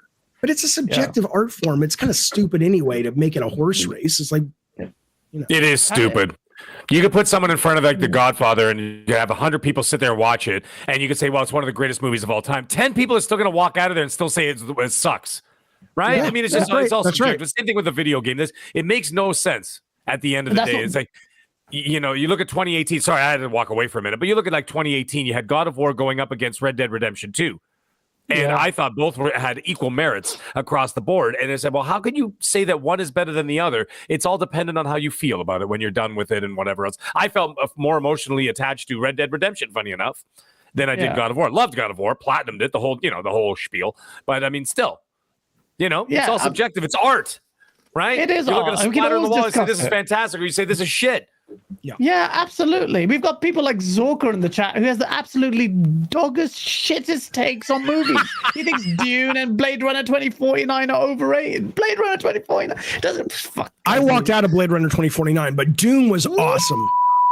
Are you? Wait, okay, hold on. You saved it there, but in a very weird way. Well, let me be clear. I walked out of it because I thought it was just too slow burn for me, but I really liked it. So I was like, you got to be in because if you go, we went with the whole studio, and I just wasn't in the headspace to really sit and lose myself in the beauty of the world and the nuance. Sometimes you're in the mood for that kind of movie, but if you're not, it's boring. So I was able to appreciate it as I need to come back to this when I'm in the right headspace. Okay. But right now, this is not for me. But I watched Dune in the right headspace, and boy, I mean, I've read the book. I have loved the book. I thought Lynch's version was pretty good. But and this is so weird. Dune is so weird because it's terrible when it comes to where they cut it off. Like that movie should have just been released as a 4-hour fucking movie. They were barely getting going. But it's like, come back in 2 years. And I'm like, what? Well, it's because Blade I was Runner just getting warmed up. What? Well, as soon as they could greenlight it, they greenlit the sequel because they're playing a risk. Because Blade Runner 2049, Denis Villeneuve got fucked because people are stupid. They don't buy quality. So Blade Runner is now held even by movie buffs, everything in cinematography. I'm learning cinematography and all of that. Everyone talks about Blade Runner, their shots and all of that. It is my number one movie of all time, matched with Dune, to the point where I'm reading the book and never read 2049 or Ridley Scott's Blade Runner? No, 2049, best Ridley Scott's Blade Runner for me. Oh, right. Oh, got it. Yeah, no, Dune, the whole book, Dune is fucking phenomenal. Dune is reading it now. It's great. Crazy. But I think you have to be in the right headspace. But yeah, I thought Dune was great. Yeah, it was fucking amazing. People were like, oh, I pushed a tweet on it saying it's one of the best movies I've ever seen in my life. And people were like, what do you know about it? You don't know shit. But that's subjective. Again, it's all subjective. So the Game Awards are going to be coming up and we're going to hear a lot of shit flinging. And if God of War wins, people are going to be like, what the fuck? And I think we all were, despite what you've said, Jaffe, you will absolutely, of course you will feel, because you're human, a certain way. And you may have conversations about recency bias and all of this shit, and what Elden Ring did to me, despite the fact that I haven't played God of War, which I think God of War is going to be incredible. And I'm not just saying that to wank off some PlayStation guys. Why do you think that? Why do I think not production wise? What they've shown so far, amazing production value. It'll get tons of technical awards. It looks like maybe it'll be well written because there's some really interesting lines in there. But short of that, what have you seen that makes you go, that's moving the bar? I'll tell you why. Because where 2018 fell short was enemy variety and the story came to an end. With this one, with what they want to do is wrap up this mythology. And that means a lot more. They've learned their lessons from, obviously, AI gameplay variety, the story, and wrapping it up as well. So instead of doing a trilogy, they're doing that. That, to me, based on everything, combined with everything that I've seen, looks like it would be potentially a great game. Or a better game than the first one. I've heard it is. I've talked to people on the dev team. The dev team has said, the people I've talked to have said it's better written than the first game. It's a better game than the first game. The combat is better than the first game. So I have no doubt it will be better. But they've already popped that cherry. You know, it's like you can only pull that rabbit out once, and then you're building on top of a rabbit that was fucking amazing. But like J-Rock said, DLC. J-Rock in the chat. Yeah, I mean, people take DLC. Yeah, people take DLC when I say it the wrong way. They think I'm shitting on God of War, and I'm just like, you're a fucking but I'm not. I think it looks fucking amazing. But J-Rock. But no, it does, and I'd love God of War to prove people wrong in the sense that it's been done, but we did it to such an incredible. I doubt it'll be like this, by the way. I mean, that would be amazing. That would be amazing. But then it's how often do you get Terminator 2 or Godfather 2 or Empire Strikes Back? If they could do that, fuck yeah. But so far they haven't indicated they're going to do that. But that would be, look, I have great faith in the team. I'm a big Eric Williams fan. I think it's going to be awesome. Game of the year, though, it ain't going to take Wordle. Yeah. I know that sounds crazy, but I believe it. Wordle for life. Shout out to 550 people watching. Smash that like button. Quick game. Need for Speed Unbound. This game looks way better than I thought it would, or even wasn't even on my radar until it came out. What do you like? It's obviously carried by its visual style and thematically. Right now it is. Yes. Yeah. But do you reckon? I mean, have you played Need for Speed games before? Are you a fan? And what do you think about this one? I like arcade racing games, so I don't go out of my way to play Need for Speed any more than I do to play a new Burnout if people are talking about it. So I like Forza Horizon. There's some great arcade like Hot Shots Racing and stuff, which is this indie game. But as it relates to Need for Speed, the visual style is staggeringly cool. You can turn it off, so it may be one of those things that it's cool, but it kind of feels forced, or it may outweigh its welcome or outrun its welcome.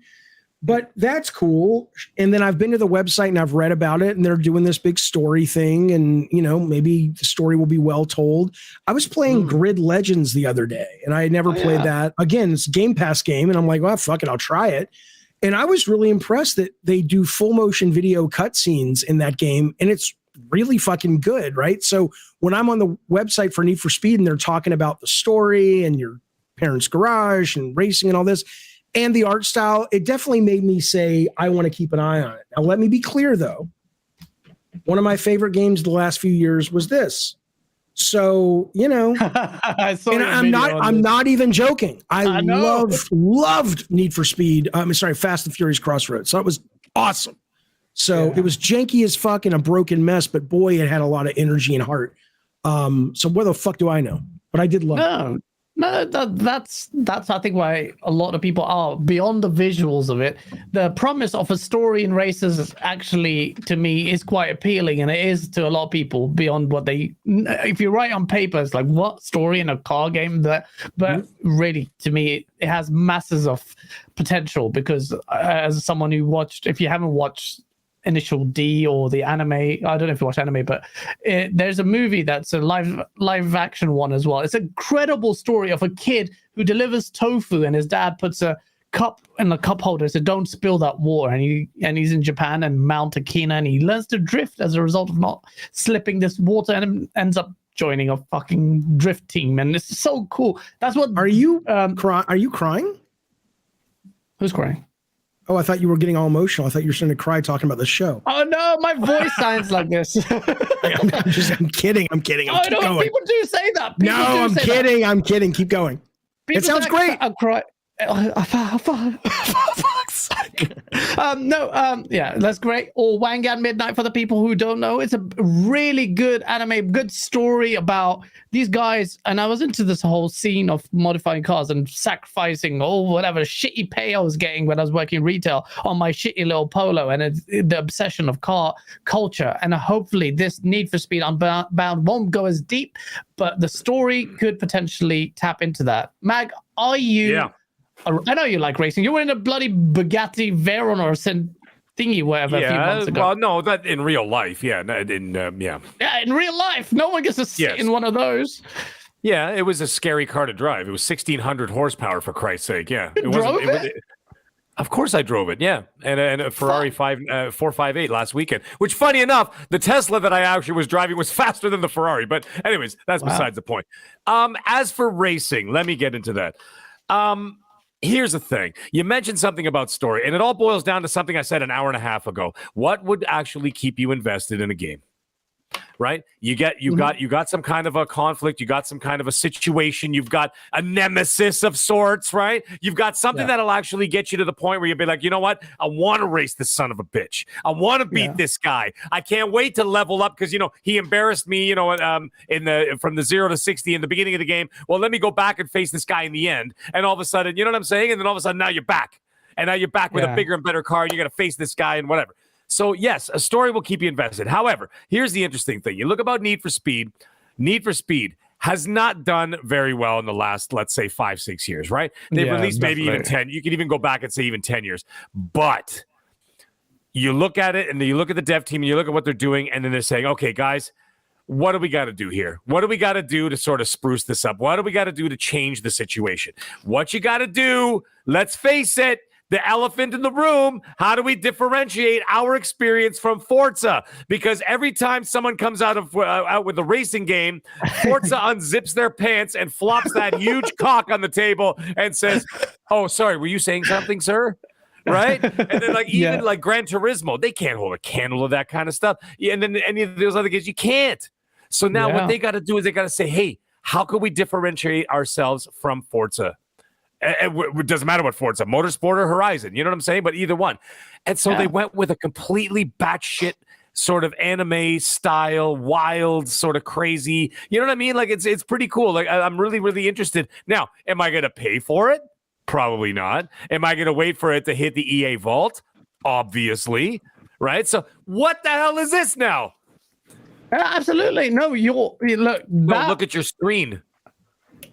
What the Look at Jaffe. That's what I'm saying. I completely lost my train of thought. Unbelievable. That is terrifying. Maybe he should do a maze in his house. That's what happens. Keep going. Are you on the phone? Oh, no, he's holding your headphones like that. No, he's holding his headphones. No, he's not calling somebody, guys. He's calling you, guys. Anyways, that's all I was going to say. Basically, like I said, what are you going to do to differentiate yourself, between that big flop on the table of Forza Horizon or Motorsport? And one of the thing is, how are you going to be able to change the trajectory of where Need for Speed has been going, which has been going straight down the toilet? Every game after game after game has been getting progressively worse. And then maybe it just seems worse because you've got such quality in Forza games. And even Gran Turismo, if you gave me that Gran Turismo that they released this year, right? Or earlier this year, if you gave me that 15 years ago, that would have been the end all of racing games and the greatest thing that you've ever seen since sliced bread. However, when you put that up against that Forza, it's uncomparable, right? So therefore, what these guys did, I like what they did. It's a ballsy move. It's a cool move. And it's a great idea to put some freshness into it, like I said, to change it up. And maybe some people say, it looks like a mobile game. You know what? It might be really cool. So you know what? Why don't we give it a shot? Give it a thing. I ain't paying $70 for it, $60 for it, whatever. Like I said, I'll wait for the EA Vault. But other than that, that's all I got to say about that. So let's wait and see. What does Poltergeist Jaffe think about what Mag said? Jesus Christ. Well, look, I thought Forza Horizon was fucking amazing. I was probably I don't even know if I'd ever played Forza before. I'm not a big Forza guy, but it was fucking awesome. And I did not even bother to play the new Gran Turismo because it it looked, it just looked very stick up its ass. And I think if you're into that genre, I bet it was awesome. I bet it was fucking fantastic for, just the car porn. And I say that respectfully. I mean, I get there are people who adore that shit, but for me, I don't really have a dog in the fight. Forza was a lot of fun. I played it. I enjoyed it. I never would have played it if it wasn't on Game Pass. I'm glad I played it. But I'm not looking for racing games that make me feel like, I literally happily, I'll tell you a story real quick. I may have told you this before. I went to Tommy Tallarico's house ages ago, like maybe 2-3 years ago. And he's like, let's go to lunch. And I'm like, okay, cool. And we get in one of his 2 or 3 fucking Ferraris, and he backs out and we're going. He goes, where's your car? Where'd you park? And I says, right there. He says, where? Behind the gray car? I'm like, no, it is the gray car. It was, I still drive, I drive a 1993 Toyota Corolla and I'm happy with it. One of the hubcaps is missing. I roll up, I look like I'm in Sanford and Son, but it works, so I don't know anything about cars really. That's why. So I can't really respond much.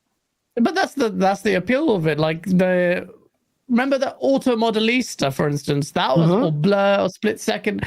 Those games, they're really, or Burnout, they were really diverse. And it seems like they'd gone through the motions and people, then they just narrowed down, the audience narrowed down. And it looks like I still respect that EA will push out a game like this. Obviously, it may be selling enough that people warrant a sequel or whatever. This is not a sequel, but it looks good. To me, it looks good. Asa, are you a Need for Speed fan? I know a lot of racing. You're a big racing game fan. More Am into I? VR. Am I? Yeah, VR race a lot. Not so much pancake racing games. Mag hit the important point there in that it's very difficult to differentiate a racing game today. It's a market that has been, in years gone by, it's been quite saturated, and that's diminished a little bit because a lot of those games don't really sell that well, which is why we haven't seen a Burnout for a long time. EA have their stated objective is to become like the number 1 player in racing games. They bought Codemasters for that reason. Yes. Grid Legends that Jaffe was playing is an EA game. They've released F1 this year as well because Codemasters are there in them. So even if you take out Forza and Gran Turismo, Need for Speed has to do a lot to stand out amongst EA's own stable. But any racing game has a tough time because both consoles, Forza and Gran Turismo, whatever you may think of this year's Gran Turismo, these are massive titles that really attract the audiences on both of the major consoles.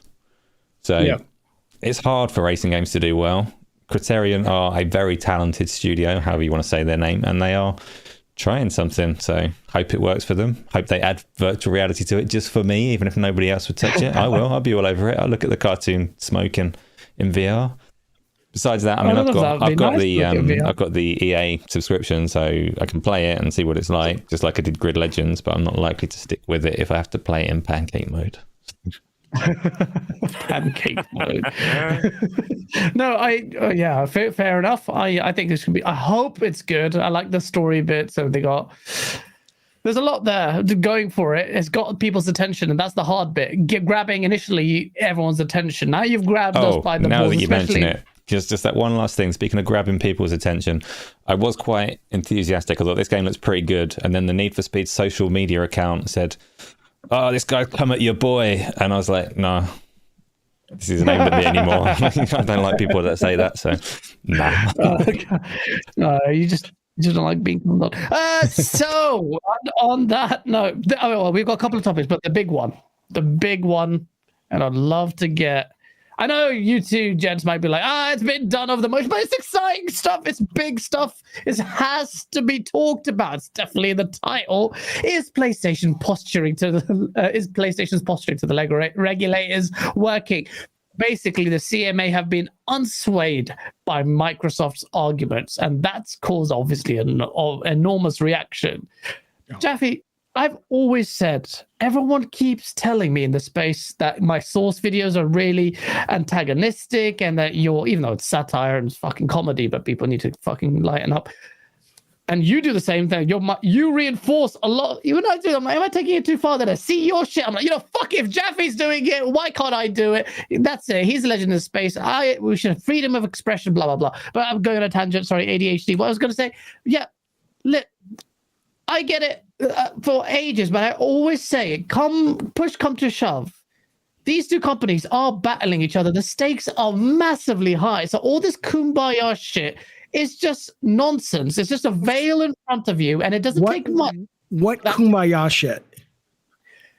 All the adversarial nature between these two companies and how quickly any of that kind of, oh yeah, we're in it together and all that bullshit. That was what they were peddling together. But are you surprised? That's why I get so fucking frustrated at gamers. I'm like, and maybe they should be forgiven because I assume everybody knows that's horse shit. It's like, when Jeff Keighley brought out like Sean Layden and Phil Spencer and Reggie, like it was like, the picture of Churchill and FDR and who was the other guy they brought for World War II or something. It's like, and they see it's what Keighley, what you've got three fucking businessmen who work in nobody cares. Yeah, they're working. And of course it's not real. They compete. It doesn't mean they get in fights and shit, but yeah, they want to win. And the idea that it's in fights, they are getting in fights. I perceive this as a fight. When Jim Ryan comes out and says, well, I wasn't going to fucking talk about it until Phil Spencer spoke about it publicly. Then you've got the Xbox in a joking way, timing its little mock chocolate response meme tweet in the same day the CMA is battling out with it. And they were like, well, it's good for people like us because we have shit to talk about and get crazy about. But in terms of what's actually happening, fact of the matter is, I've said this. I think the optics for the Sony deal or Sony's response to the proposed deal makes PlayStation as a company and Jim Ryan as a man look like a little fucking bitch. Okay. But that said, though, I don't think any of us would do different. There may, let's say for everything that he has said about why Call of Duty should not be on PlayStation, I think is laughable. Now but that said, though, I don't work for these regulatory bodies. I don't know the law, but from my perspective, I'm like, I've read the Brazil report, or at least the highlights, from the Brazil report. And I've been like, all right, well, that's logical that they would support this deal. And, so I just kind of go, Jim Ryan's doing what he has to do to make sure he makes money, which is give his fans what they want. I respect that. But the optics are really, really bad. As for what the body came out today from the UK and said, or yesterday and said, pushing back on Microsoft, it was really interesting because, ultimately all they mention is Call of Duty. They don't mention Crash, World of Warcraft, Hearthstone, any of that. So let's just assume Call of Duty is the sticking point. Yeah. And let's assume Call of Duty is so big that not being on PlayStation, let's just give them the benefit of the doubt that the UK regulatory body that seems inclined to side with PlayStation at the moment in this, or not letting the deal go through in this, let's assume that their laws are clear if you parse them and go, yeah, even though Jaffe doesn't agree, like it matters, if we put Call of Duty not on PlayStation, that's going to run afoul of the people we're trying to protect as the consumer advocate group. Okay, let's assume that's the case. So to me, all Microsoft needs to do, if that really is what this is about, and I wonder if it really is go, okay, I'll tell you what, PlayStation, we want this deal to be done. And the regulatory body is consistently complaining about Call of Duty. We will make a deal that every time there is any new content or a brand new Call of Duty, assuming that there's like a clear technical issue that you guys can't fix, it will be on PlayStation. We will submit that. It will be a legally binding document. If I was Microsoft, I would do that tonight, because ultimately what's funny about it is they're going to look awful, because even if there is parity, maybe even especially if there's parity, but it's a $70 versus quote free, fine.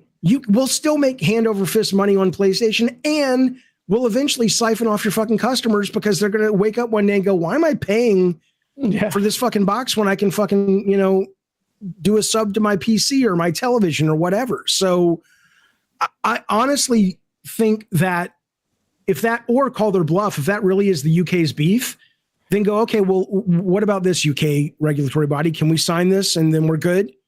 I have a feeling they'd say, well, no, now it's this. Now it's Game Pass. And I'm like, well, Sony has a service, and Sony has more people on their service than Game Pass does. It seems like you guys are just more interested in blocking anything that might ruin the domination of Sony in that marketplace. And that just seems really childish to say. I don't think laws work that way. But at the same time, We've just had Donald Trump as president for 4 years. So I think the idea of nobilizing politics and decisions like this and suggesting that people really think through their decisions is a lot of horse shit. So absolutely. I bet that's what's going on. And the CMA, people don't know, only recently in August got rebuked by the CTA, the tribunal competent, saying, hold on, you've just used anecdotal evidence, and it was a compare the market search engine in the UK, and it overturned the decision of a million deal. Like that's what the CMA did. They relied on, If they say, sorry, I was going to piggyback on what you said. I thought you were, carry on. No, I got ADHD, you cough. Sorry, don't go for it. All I was going to say is that if it doesn't work out, can't they just take it to court after that? Just as you were saying with the other case that just came to light? Tribunal. Right. So, I mean, it doesn't make a really difference. CTA. Microsoft's got better lawyers anyway. Anyway, let me jump on first of all. Let me jump on this quick because I actually have to go. I have to go back to my office. However, listen, the CMA from now on, because I'm so sick and tired of talking about this shit, is that it's going to be, I'm only going to be talking about the Country Music Awards from now on. Okay. That's the CMA we're talking about. So, anyways. It seems rather suspicious. I think they did Taylor Swift wrong. I mean, just because she was successful in the pop genre, she can come back with folklore and still be a meaningful participant of that type of music. Thank you. See, this is the CMA that we're going to be talking about from now on. Okay, so everybody brush up on your country music, especially in the United States. Anyways, the thing is this: when it comes down to it, Jimmy Bones is going to do his due diligence. Okay, he's going to go down there. He would be remiss if he didn't, right? Even if he doesn't have any legs to stand on, he still has to do something. You know what I mean? Because otherwise it's going to show a point of weakness that's beyond repair at that point. And that's what's going to happen. What? Okay, you think so? You don't think that he's just going to roll over and say, you know what? I have no legs to stand. I'm not going to say anything. Well, I'm just saying, even if he looks like a fool doing it, he's got to do something. Well, there's ways around it, and it's deeper than that because your long-term strategy as well. Like you do this, and you're being obstructive. That doesn't get forgotten with Microsoft. They're like, all right, absolutely, because if I was Microsoft, they're like, we're offering you 3 years on top of this fucking contract. Now we're more inclined to do that or be receptive to you. Any kind of proposition you want to put forward when you're so obstructive about this. And obviously this is just one of, I'm sure, many deals coming in the future on the acquisition front. It's all based on relationships. And if you're going to be that obstructive, that will feed into, hopefully, in my opinion, and we are humans after all, despite Microsoft being a corporation, that will feed into the manner in which Microsoft could combat. If it's say the weirdest scenario, I think this deal will go through. But if it doesn't, as a result of whatever, Jim Ryan working hard on his wrist action, and this all falls apart, what does that mean? If I was Microsoft and had any appreciable appetite and fucking testosterone in those tiny little balls, I would go fucking balls to the wall. Fuck it. Time exclusive here, acquisitions here. Get a taste of your own medicine. They would absolutely. They would, because they have enough. Listen, the money that they have sitting in there, the money that Microsoft has sitting is doing no good in the bank. Okay, and it's doing no good for them there. They need to move that money around. So you're absolutely right. If this thing fell apart for whatever reason, which I cannot see happening, what's going to end up happening is they're going to see them being incredibly petty at that point, and it's going to be timed exclusivity, this and that, Game Pass, everything else. And you know what? Who's going to turn the money down when you've got billions and billions of dollars that need to move? Here's the thing. The other thing about with this, the game is still going to PlayStation for the foreseeable future, right? And the thing is, it's not about that. It's not about going to PlayStation. You see, that's the other thing I think a lot of people get not wrong, but at least they view it in a different way. It's not about going to PlayStation. It's about access to Game Pass. That's the problem. That's what David was even mentioning. When, eventually people are going to see that paying $70 or $15, even though like you're going to play Call of Duty for 4 or 5 months, you're still going to get your $70, right? Yeah, but like Jaffe said, they will keep changing the goalposts. If it goes deeper into it, now they're crying about, what's this? They're talking about, well, even if you make the game available to us, that they might have enhanced interoperability with Xbox hardware. Like basically saying, don't fucking leverage the power of the Xbox. You dickheads. Even though, why is Sony behaving like it's the one paying $70 billion? I know I sound really emotive about it. Well, because they want to stop them from paying it. I feel, like I said, Jim Ryan's doing what he has to do. Clearly, it's being effective, at least for one of these regulatory bodies. The difference is, though, if these regulatory bodies believe this or buy this, they're fucking morons. To be fair, unless that's me being cynical. For all I know, they could be like, Jaffe, here are 3 parts of the rules that we have to follow as this regulatory body. And as you can see, and here and here and here, here's the problem. I haven't seen any of that, but assuming short of that, I think this is dumb. I think it's clear this deal should go through.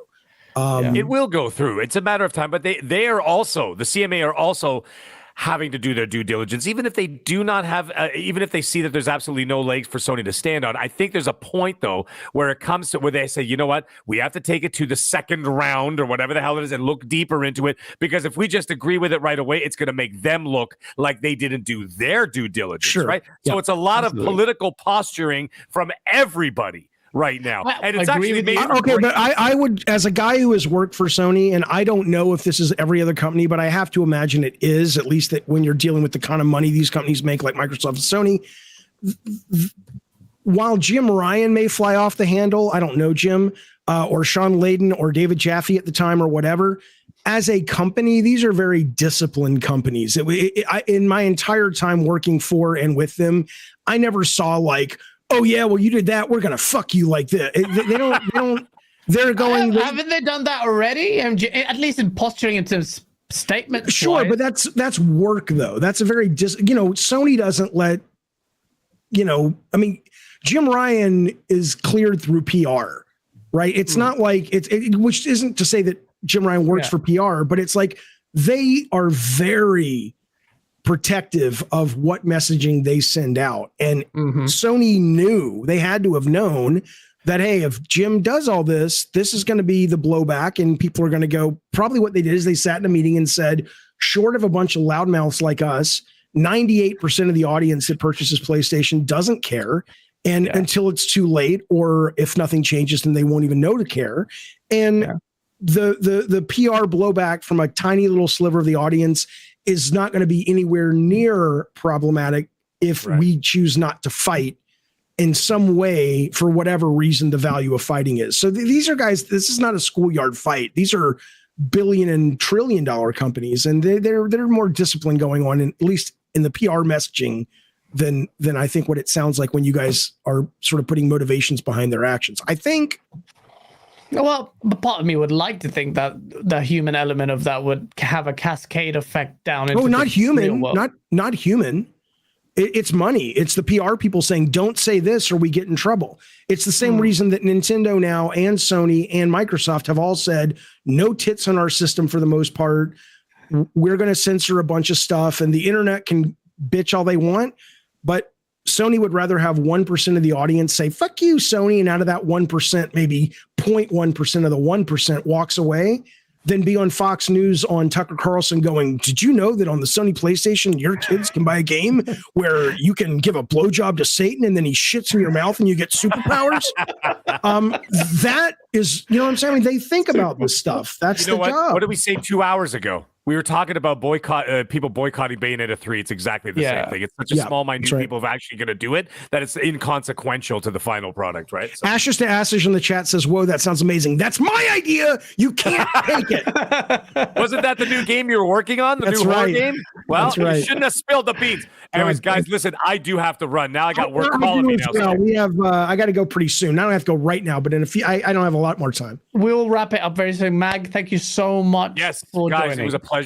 Gaz, Asa, and of course, David Jaffe, the great David Jaffe, everybody. Appreciate it. The Good guy to see is you, buddy. unbelievable. It was absolutely wonderful. And I look forward to seeing you on Cold Show as well. So everybody, I'm looking forward to it. Oh, yeah, it'll be going to be fantastic. Guys, have a great night. We'll talk to you guys soon. Peace. Take care. Let me catch up with the super chats. James Walker with a $5 super chat. Thank you. He says, Jaffe, you said Jim Ryan is doing what he has to do. Has Microsoft or Xbox ever complained about PlayStation buying exclusives? Probably not publicly, no. Not publicly. But those excuses, those buying exclusives have never been put in front of a worldwide group of government regulatory bodies where there is an opportunity. I guarantee you that if Sony said we are going to have any exclusive and Microsoft had recourse to say, hey, if you file this paperwork, there's a chance they won't, they would. But those things don't merit the kind of scrutiny that this merits. So, I know you frequent Twitter as well. have you seen this interaction? Well, this offending clause where the CMA, MAGG was making this point that I see where he said, I am sure the CMA has done its due diligence, where it seemed like, well, I don't know if it has, because there's one point in, I think, clause 42. I'm not sure if that's correct. Cut it out here. Microsoft's first-party titles are not available on any multi-game subscription service other than Game Pass, which makes no fucking sense because Bethesda's titles, one, are on PlayStation Plus. They were, as of they joined, Deathloop was on there last month. And then, did you see Tom Warren and who's this guy? Ty Kim.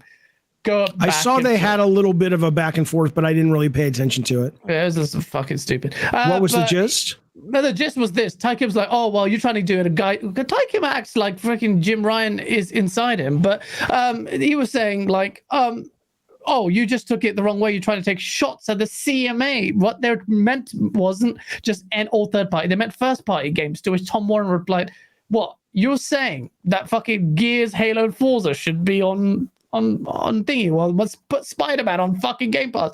To which he replied, oh, no, that's not what I meant. And he massively ratioed. I put a picture of a Vaseline tub and that got more likes than the take. I can't believe a grown-up used the word ratioed. Don't fucking undermine my... Okay, I'm immature, but ratio is a thing now. I hated that word initially. But generally, it seems like the same...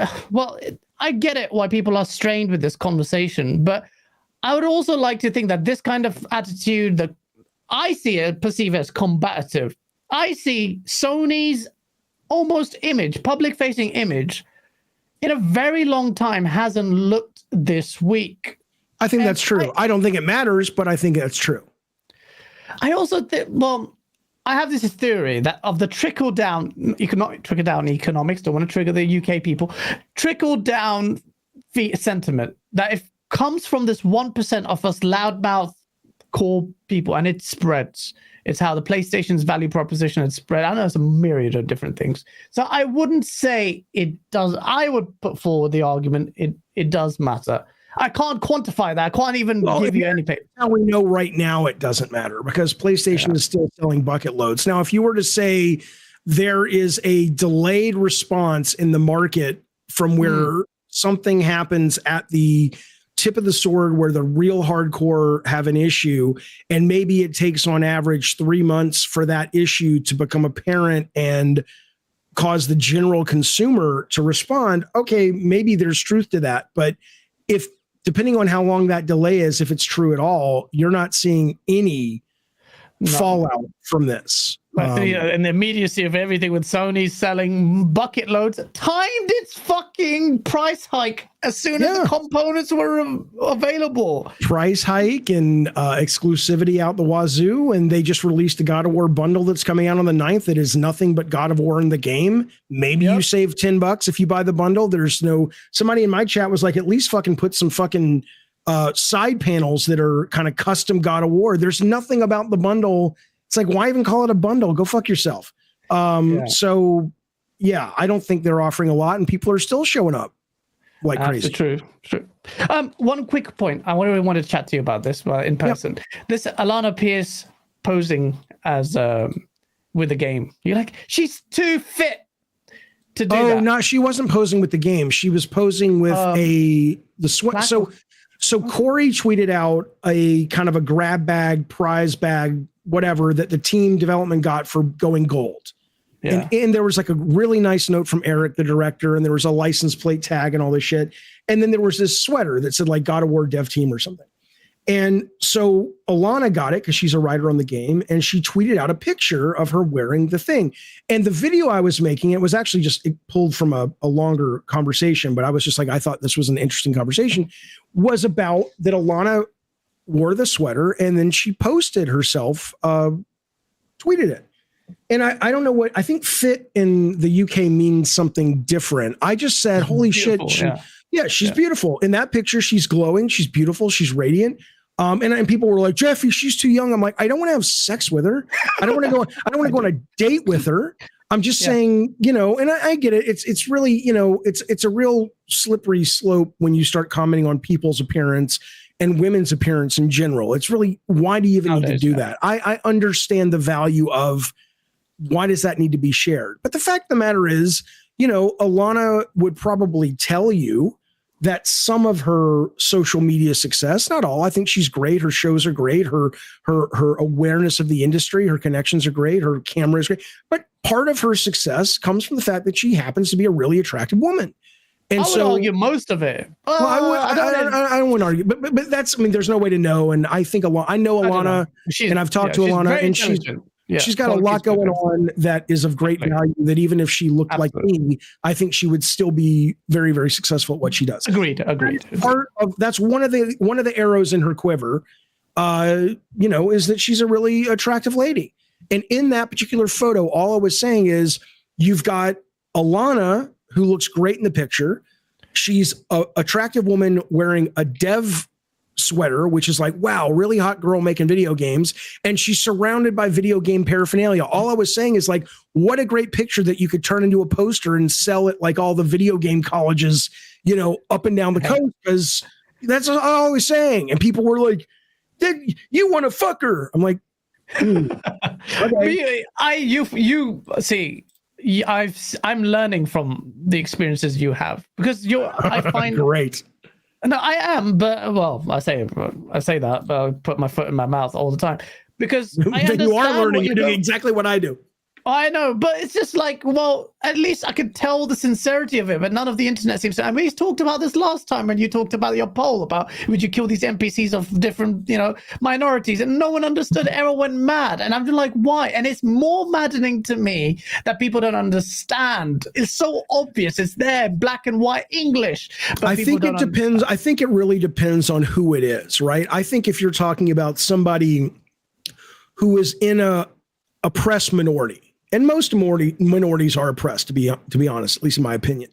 I think they have a little bit more of a right. Everybody has a right, but they have more of a pot to piss in when it comes to explaining why they're pushing back. Because as much as, of course, I don't mean this. I get it. If you're an LGBT person, if you're a trans person, if you're a black LGBT person, if you're a black woman LGBT, on and on and on. I get that it's like, you know what? You're probably right, Jaffe, but I no longer can tolerate nuance from people like you, because we've gotten for so long so much shit, and you're going to have to just live with the fact for a while that us oppressed minorities have negative zero tolerance. And I'm like, okay, I don't agree that should stifle speech, but I can absolutely respect why you would feel that way, and I get that. I get that. But when you're talking about a bunch of just internet people that are not that are just like don't read or only bother to hear the first part of something, go fuck yourself. I'm sorry. I graduated high school. Sorry, I can read it above a 4th grade level. Sorry, I choose to look at different sources usually before I believe something or not. Sorry, you're a fucking moron. That's on you. That's a you problem. So it is. So that's good. I wanted to give you an opportunity to just embellish on that. I know you did the video and you had to but it's nice to have a third party. I say third party, someone else that you're talking to then relay that. Yeah, I appreciate it. To the audience, understand. Yeah, who knows? 90% of people on the internet, not your chat, of course, they're geniuses. 90% of people on the internet, I don't know. I haven't been watching the chat. But you're still going to be going, dude. I so fucking saw Jaffe on Game. He wants to fuck Alana Pierce. Sure. Yeah, it's true. Final, to bring it back to gaming, I wanted it because I was watching your show and I was just like, looked at the comments as well. I'm like, what the fuck is going on here? Because people really, I imagine this is more console warring based stuff, but there you were. Watching this Starfield trailer of Todd Howard espousing, what it is and passionate about it, and you broke it down. Critical analysis. It was critical and it was analytical, but and it was positive. I mean, not that it matters, but I'm looking forward to Starfield so far. It looks cool. I think it's going to be a really great game, and I'm quite. Shout out to you, Jedi Knight Peter. By the way, thank you so much for the super chat, which I fucking deleted. I'm so sorry. He said something about gentlemen. Here's my contribution. Thank you for the $10 super chat, and Shabs with the £2 super chat, because initial D is the anime Gaz is talking about. Watch it.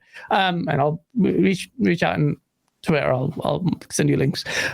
Starfield, like they've finally, after months of silence, shown off a little bit more, and to me it looks great. And I think this is Xbox's best chance, if you give a shit about this stuff, best chance to get a high scoring meta game for quite some time. And Xbox has a lot going for it, and this is the game where they need to rely on breaking this deadlock, at least as far as this core games. I know, so you hate this word, of quality concerns beyond a racing title.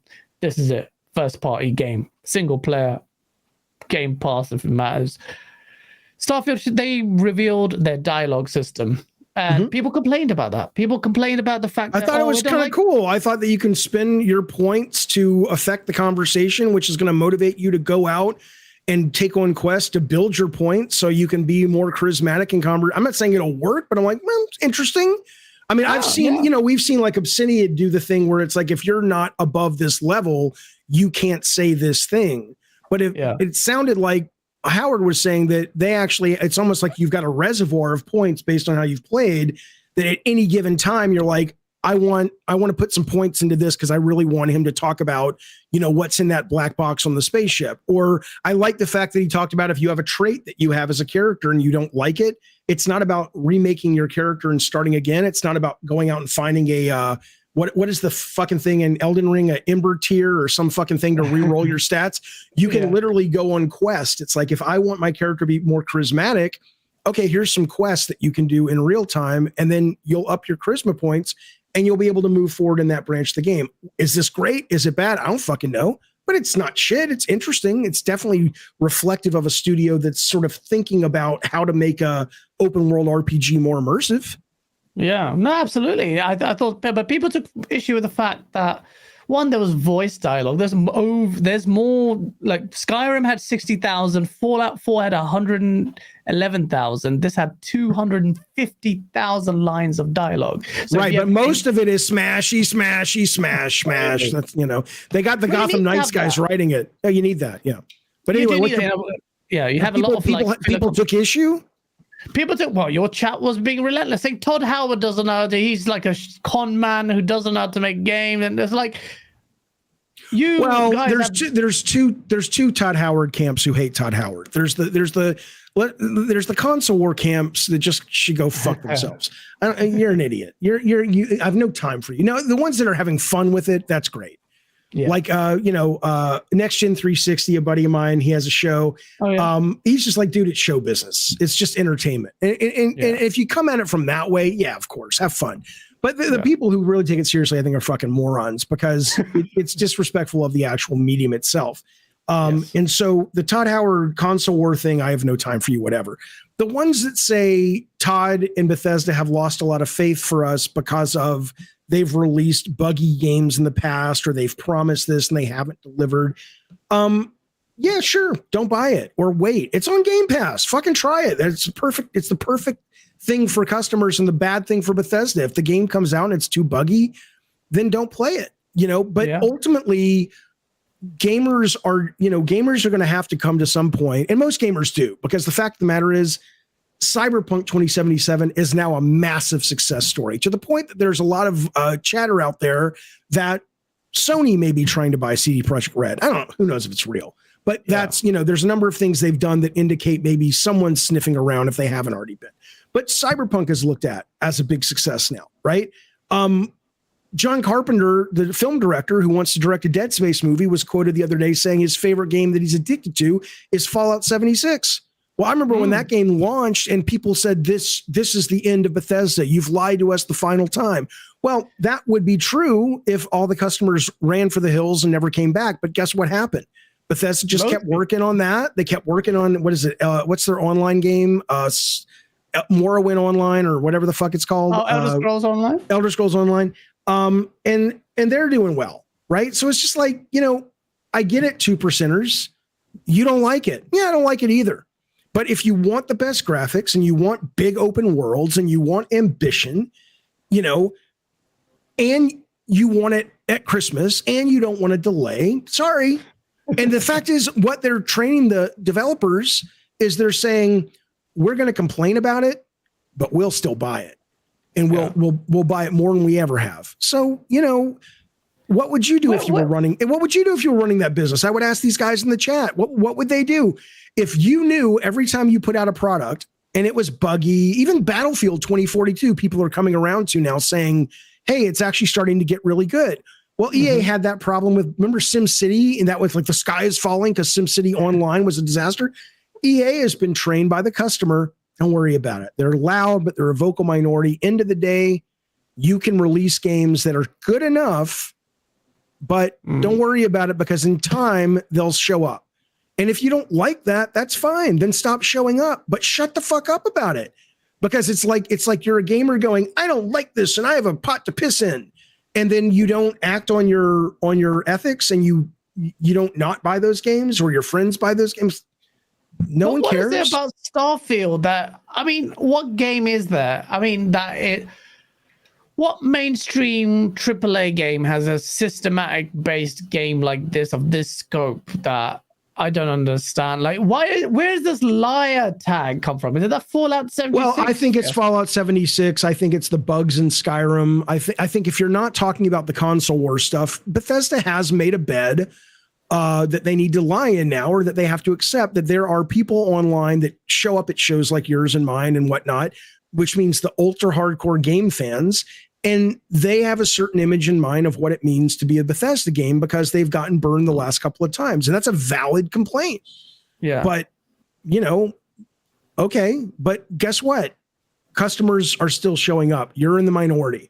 Just like the people who don't want subscription services. I appreciate that. I really, really do. I understand. I like to own my software. I like to have a collection. I get it. Nothing wrong with that. But guess what? You're not the biggest belle of the ball anymore. You're too old.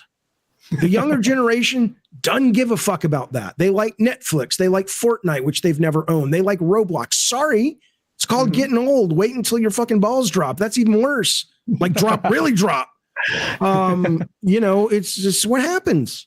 Yeah, it is. And I just found the reaction to it because you were almost interrupted almost on a second by second basis as you were trying to explain. You were just talking through it. And I just didn't understand. And I saw that a lot of that hostility. Well, part of it's entertainment. They like you never know anymore. Yeah, and what I have learned, and it's taken me a very long time to learn, is that you can't, it's hard to know who to take serious with a comment. I had a guy literally on my stream earlier today, and he was just being a total dick. And I said, you know what, motherfucker, you're a fucking bitch. Here's a phone number. I put the phone number on the screen. I said, call me. Let's talk about it. He left the chat. Little bitch, right? 99% of them are just doing it for entertainment. But the 1% I want to talk to because they usually have really good points, even though I don't necessarily agree with them. But it's hard to know. Yeah. It's hard to discern who's being genuine and who's not, especially in this space, especially in the comments. You just blow it out. Shit out a comment that's disparaging, but with no content. Yeah. But me and you are like, well, hold on, what the fuck? I need to that makes entertainment too, though. If somebody says something stupid, I don't care if he's trolling. I just got, 5 minutes of online content, and I've just probably made a video that's going to get 1 to 10,000 views. So thanks for that. I appreciate you working. I appreciate you working for me without even knowing it. I'll take it. That's great. No, absolutely. Asa, I'm mindful of the fact that you haven't said much. I know you didn't want to talk about CMA shit because you hate that stuff. I like the CMA. I'm on their side. Yep. Oh, right. Good. Go there. Remember Jaffe said earlier how he's not a big fan of capitalism. Doesn't see a better alternative. That's what the CMA are for. They're to regulate capitalism. So let them do their damn job. And hopefully we won't end up in a cyberpunk dystopia controlled by mega corporations. I agree, but if you say that, though, you have to be coming at it from a position, right, that is when they make rulings like this response to Xbox, you don't see any weird logic on display there. Do you know, okay, on the actual, I very rarely, I try and steer clear of talking about this whole topic because it just ranges on and on and on. So to summarize the CMA stuff that's happened this week, or the Activision Blizzard King stuff that's happened this week, is absolutely fucking nothing. Nothing has happened this week. All that we've had, so the phase 1 conclusion they published their findings from like a month ago to say, by the way, this is what we were talking about. Some of it's weird, some of it's not. It's going to go to phase 2. I'm not a lawyer, I'm pretty sure the Sony whole entire Call of Duty Sony side of that will amount to nothing when they start investigating in phase 2 and see, is this likely to threaten competition and all the rest of it? Conclusion is going to be no. Sony will be fine. The consumer will be fine. We'll drop all of that. The cloud space and the streaming services space is more interesting. That's way harder to quantify because you're talking about a nascent market and where it's going to go in future. So I'm not saying that they're going to block the deal on that count, but I wouldn't be at all surprised if they put some guards in place to protect us at the end of it. Perhaps, but if you're going to do that, wouldn't Microsoft be the one that needs the protection because they have absolutely 20 million less subscribers than PS Plus, right? This is, I don't think the CMA are going to fall for that little particular detail. They've already kind of clarified the difference between like what used to be PlayStation Now versus what is PlayStation Plus and what those tiers offer. So they know the difference between the 47 million and how many people are subscribing to the multi-game service beyond it. But my point more so, you're absolutely right though. Microsoft. Okay, I'm just saying, I'm confused by what you're saying, but keep going. Stay with your point, but I don't know if I understand what you mean, but keep going. That's fine. So, but your point about Microsoft potentially being the ones that need protection here, there is no guarantee that Game Pass and cloud streaming and all of the rest of it is actually going to hit massive success, and the CMA cannot interfere with it and stomp it out before it's real, because it is probably a thing that's good for consumers. So I think there is a fine line that they need to tread, not just the CMA as well. Obviously, every regulator is looking at it in the same kind of context and all the rest of it. And it just bores me. It's just boring. Let's just see it through. Let them do their job. People are getting really angry at them from both sides, but they're just serving their purpose. That's all I got on that one. What was the other topic that we covered today? StarCraft. But I will say, to clarify to people in chat, stage 2 is actually, this was always inevitable. The minus the attitude and parroting Sony's lines or whatever, and some inconsistencies. It's stage 2 where an independent panel will come in and there's a higher degree of burden of proof employed naturally.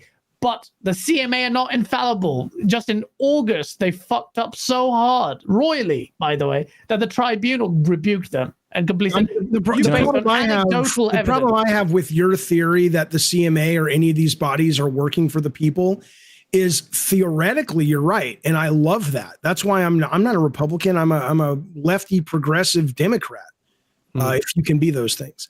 But end of the day, there's so much corruption, and not even corrupt like, you know, the Monopoly man tying the girl to the tracks with the mustache going, ha ha ha, I'm corrupt, you know, but just people's self-interest gets in the way all the time. And maybe you have more faith in government there over in the UK than we have here, but I look at just because you're part of a regulatory body whose job is to do the right thing, which I love that body exists.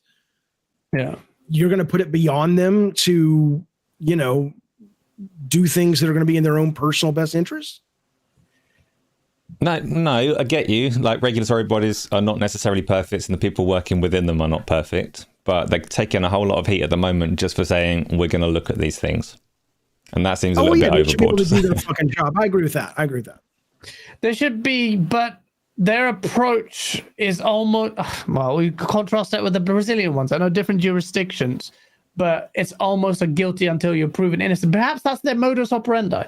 But all I'm saying is, and they're loving it, and they love their little emoji uses and the social media space. Of course, we're going to interpret it in a way that it's especially with cool games. They've probably never seen this kind of traffic, and they'll never see this kind of traffic ever again. So they're probably wanking themselves off at how important they feel right now, which is fine, fair enough. We'll see how it goes. But stage 2, they employ some stupid decisions. It's going to be almost akin to God of War beating Elden Ring at Game of the Year Awards. Fine. Well, unless you have any comments on, and I'm mindful of the fact that. And one last thing on the CMA thing that I saw that was quite interesting. There was a mergers and acquisitions lawyer that specializes in the UK that was talking about, I think it was just on Reddit, so I don't know how credible it is, but what kind of recourse Microsoft would have if the CMA stepped in to block this, what legal action they could take against them. It's not a lot unless the CMA fuck up. So they can't challenge the CMA's decision, and they can only challenge the way that they reached it. So if the CMA have bad evidence or bad assumptions in their process that leads them to the conclusion. Like the example that you gave earlier, you said there was anecdotal evidence that they had used. Microsoft would have to attack things like that rather than the decision itself. They'd have to say, you reached this conclusion badly, you didn't do your job properly. So it's worth keeping an eye on in that sense. Well, the other thing they could do, which they're not going to, but think about this. Just think about what it says about the value of those regulatory bodies in the face of massive wealth. They could say, okay, UK, you don't like the deal? Fine, we won't sell. We're still doing the deal. You can't tell us we can't do the deal. All you can tell us is you don't recognize it and we can't sell our shit in the UK. Cool, go fuck yourselves.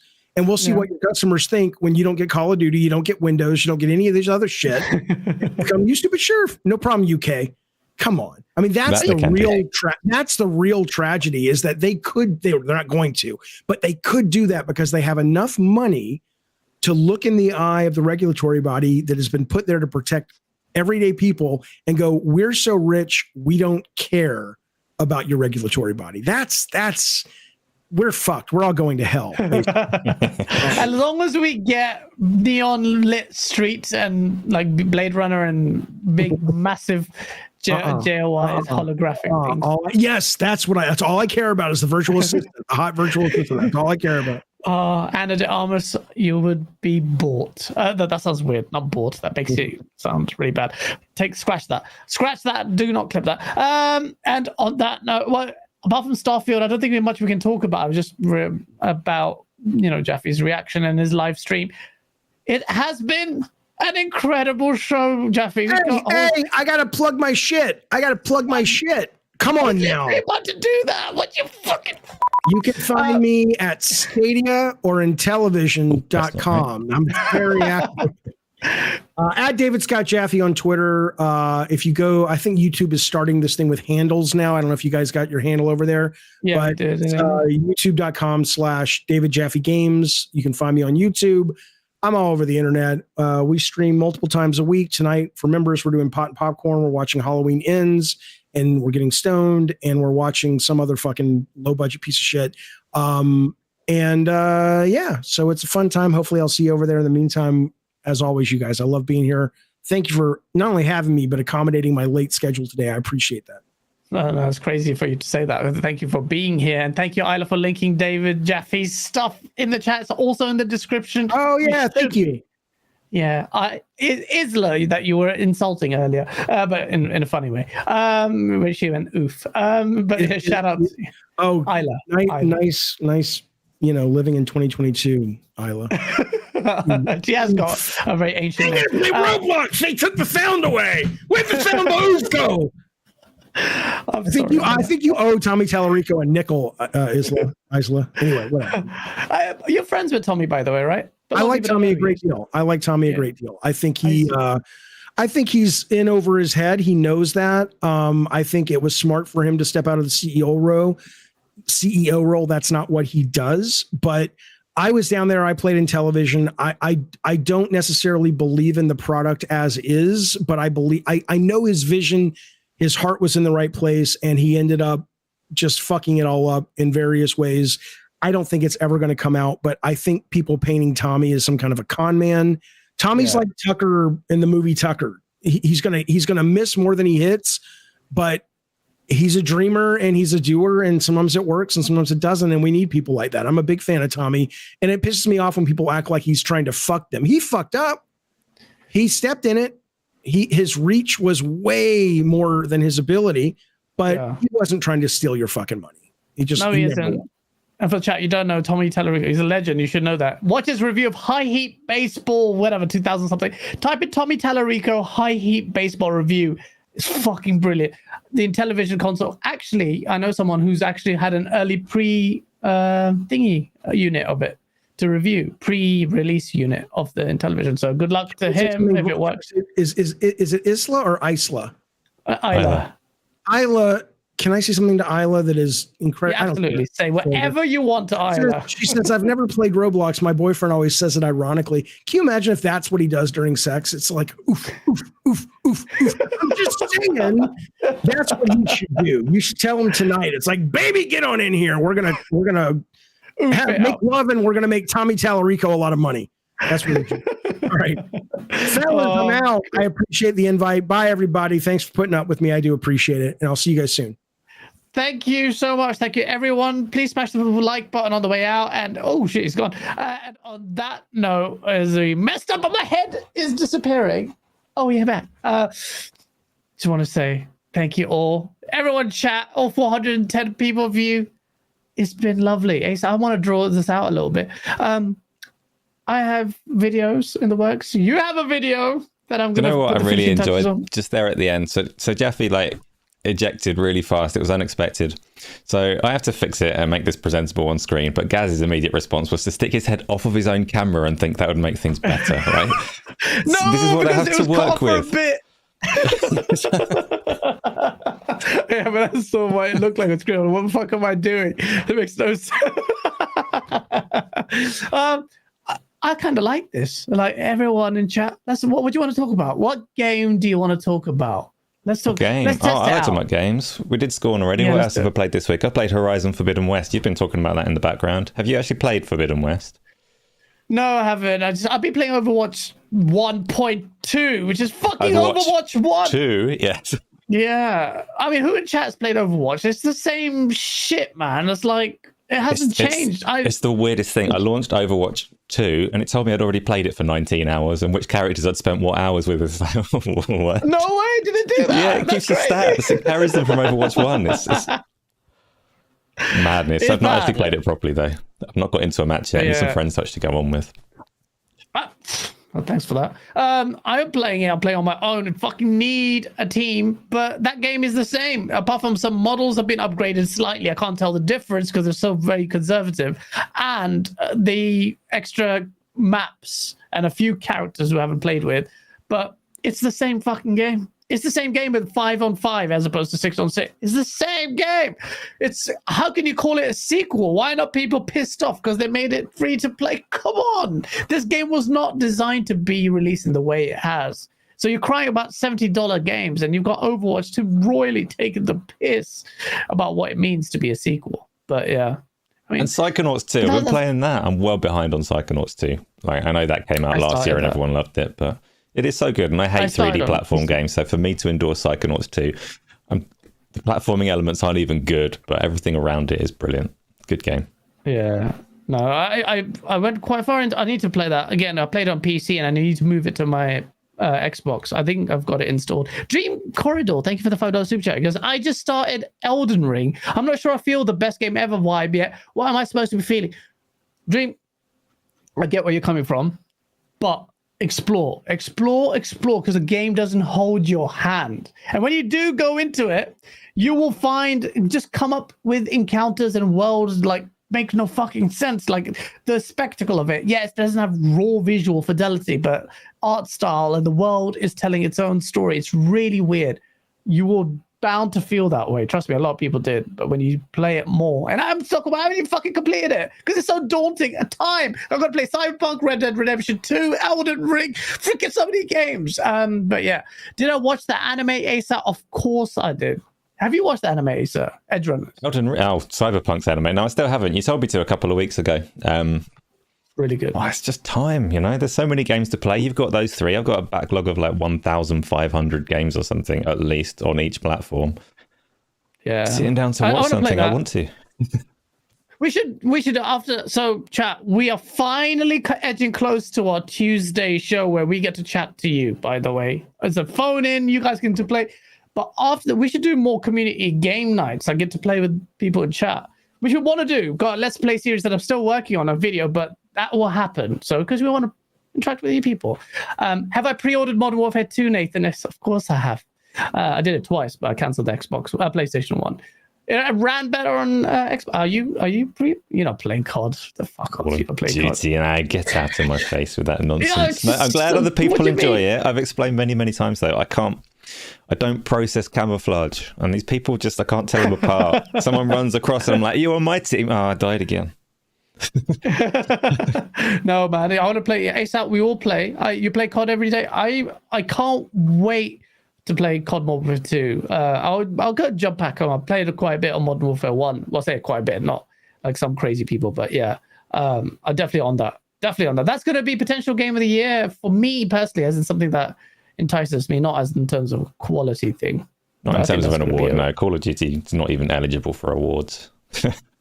Bastard. Yes, the campaign might be good. Have you played the campaign of Modern Warfare 2019? Do you know how good that is? I have not played a Call of Duty campaign since Call of Duty 2 on the kind of launch of the Xbox 360. I will get to them one day when they all appear on Game Pass. I'll blast through. Yeah, you can probably do most of those campaigns are like 4 to 6 hours long, so I can probably do them in one sitting each. Just blast through a campaign. Yeah, no, it's good. Bleach anime, J-Rock. I've heard about it. Samurai Kibiji, who's been on our show, does an anime series as well. West Side Otaku, supposed to be amazing. I tell you what else though, like slight sidetrack from the anime. Back to games. Anyone in chat, has anyone tried this Evil game that's on Game Pass? What? It's like Evil. From what I gather from looking at the trailer and things, I think it's a rip-off of Among Us, but set in a kind of high fantasy RPG land. So you play as, I don't know, a wizard or a warrior or a kind of traditional class, but it's got the whole gather around the table and see who killed who and who's the bad guy. And I quite want to give it a go, but I definitely need people to play that one with. So, Infinite Umbra says it sucks. That's a shame. That's a shame. In that case, I don't want to play it anymore. So screw that one. Show you the trailer. I can't show you the trailer with the current. What's the word? This layout is like, I don't know. It was words. I can't words anymore. It's late. Oh, so when you have to talk, you can't do the managing. See, this is the thing. Well, this is why I talk so much. That's why I talk so much. Improvised. It's an improvised layout. Simple word. There it is. I'm there. I'm still doing better than Gaz in terms of managing multiple things. I've got a bag of Skittles. It will keep me going.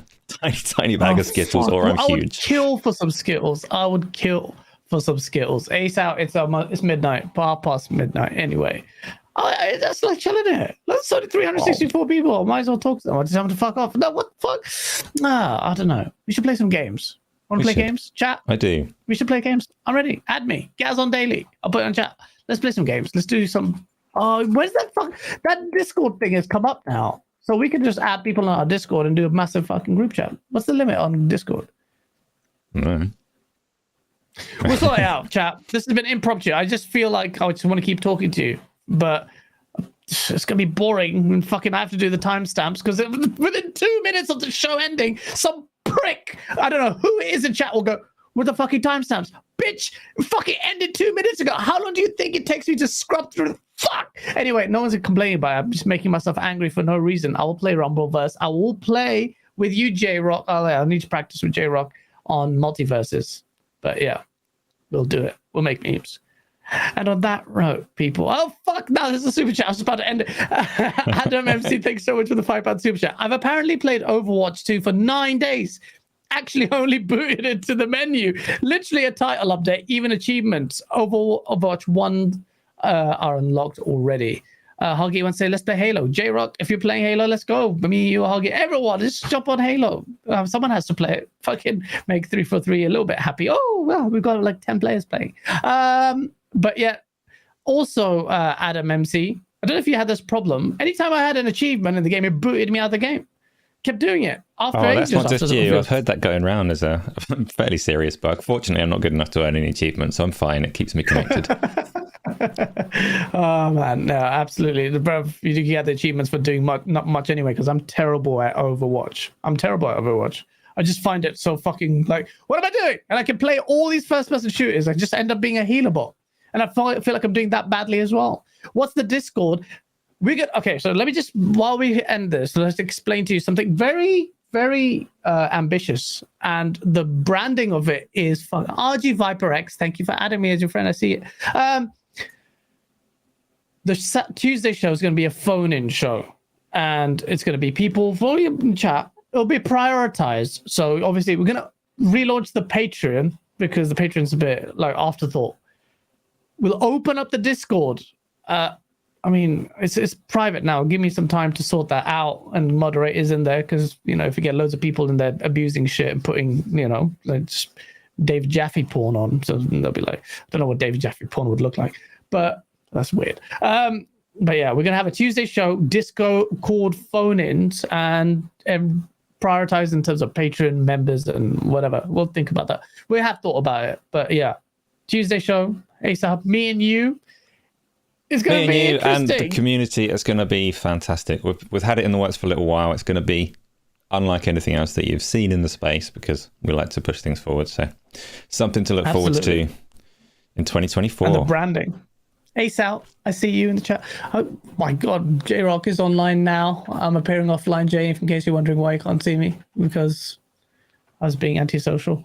But yeah, no, absolutely. But check out that Tuesday show. It's going to be mad. It's going to be open to abuse. Obviously, someone's going to come in and scream out expletives and racist stuff and all that shit. So please forgive us as we run through that. I would say about few weeks away. This 3D rendering on that is taking ages on the branding. Should I even tell them the name? Nah, someone could steal it. Okay, fine. I just want to talk about it. I want to share some stuff. You never know, someone could just steal our idea and push it before we do in a shittier quality. And we're like, oh, fuck it, we waited for like 6 months for this and someone stole an idea. But yeah, I'll definitely check it out. And shout out to 350 of you watching. By the way, so apologies. I said on Twitter, I have 2 source videos. I'm editing both simultaneously. Don't ask me how. I fucked it up. There's going to be some madness in there. Shout out J-Rock. You know, one of the skits that's in there. Filming more tomorrow. So then I've got Ace. Ace has done hilarious. Oh, I don't spoil it. Just going to put the finishing touch on it. He's done the whole video. I'm just going to put sound effects and maybe one logo.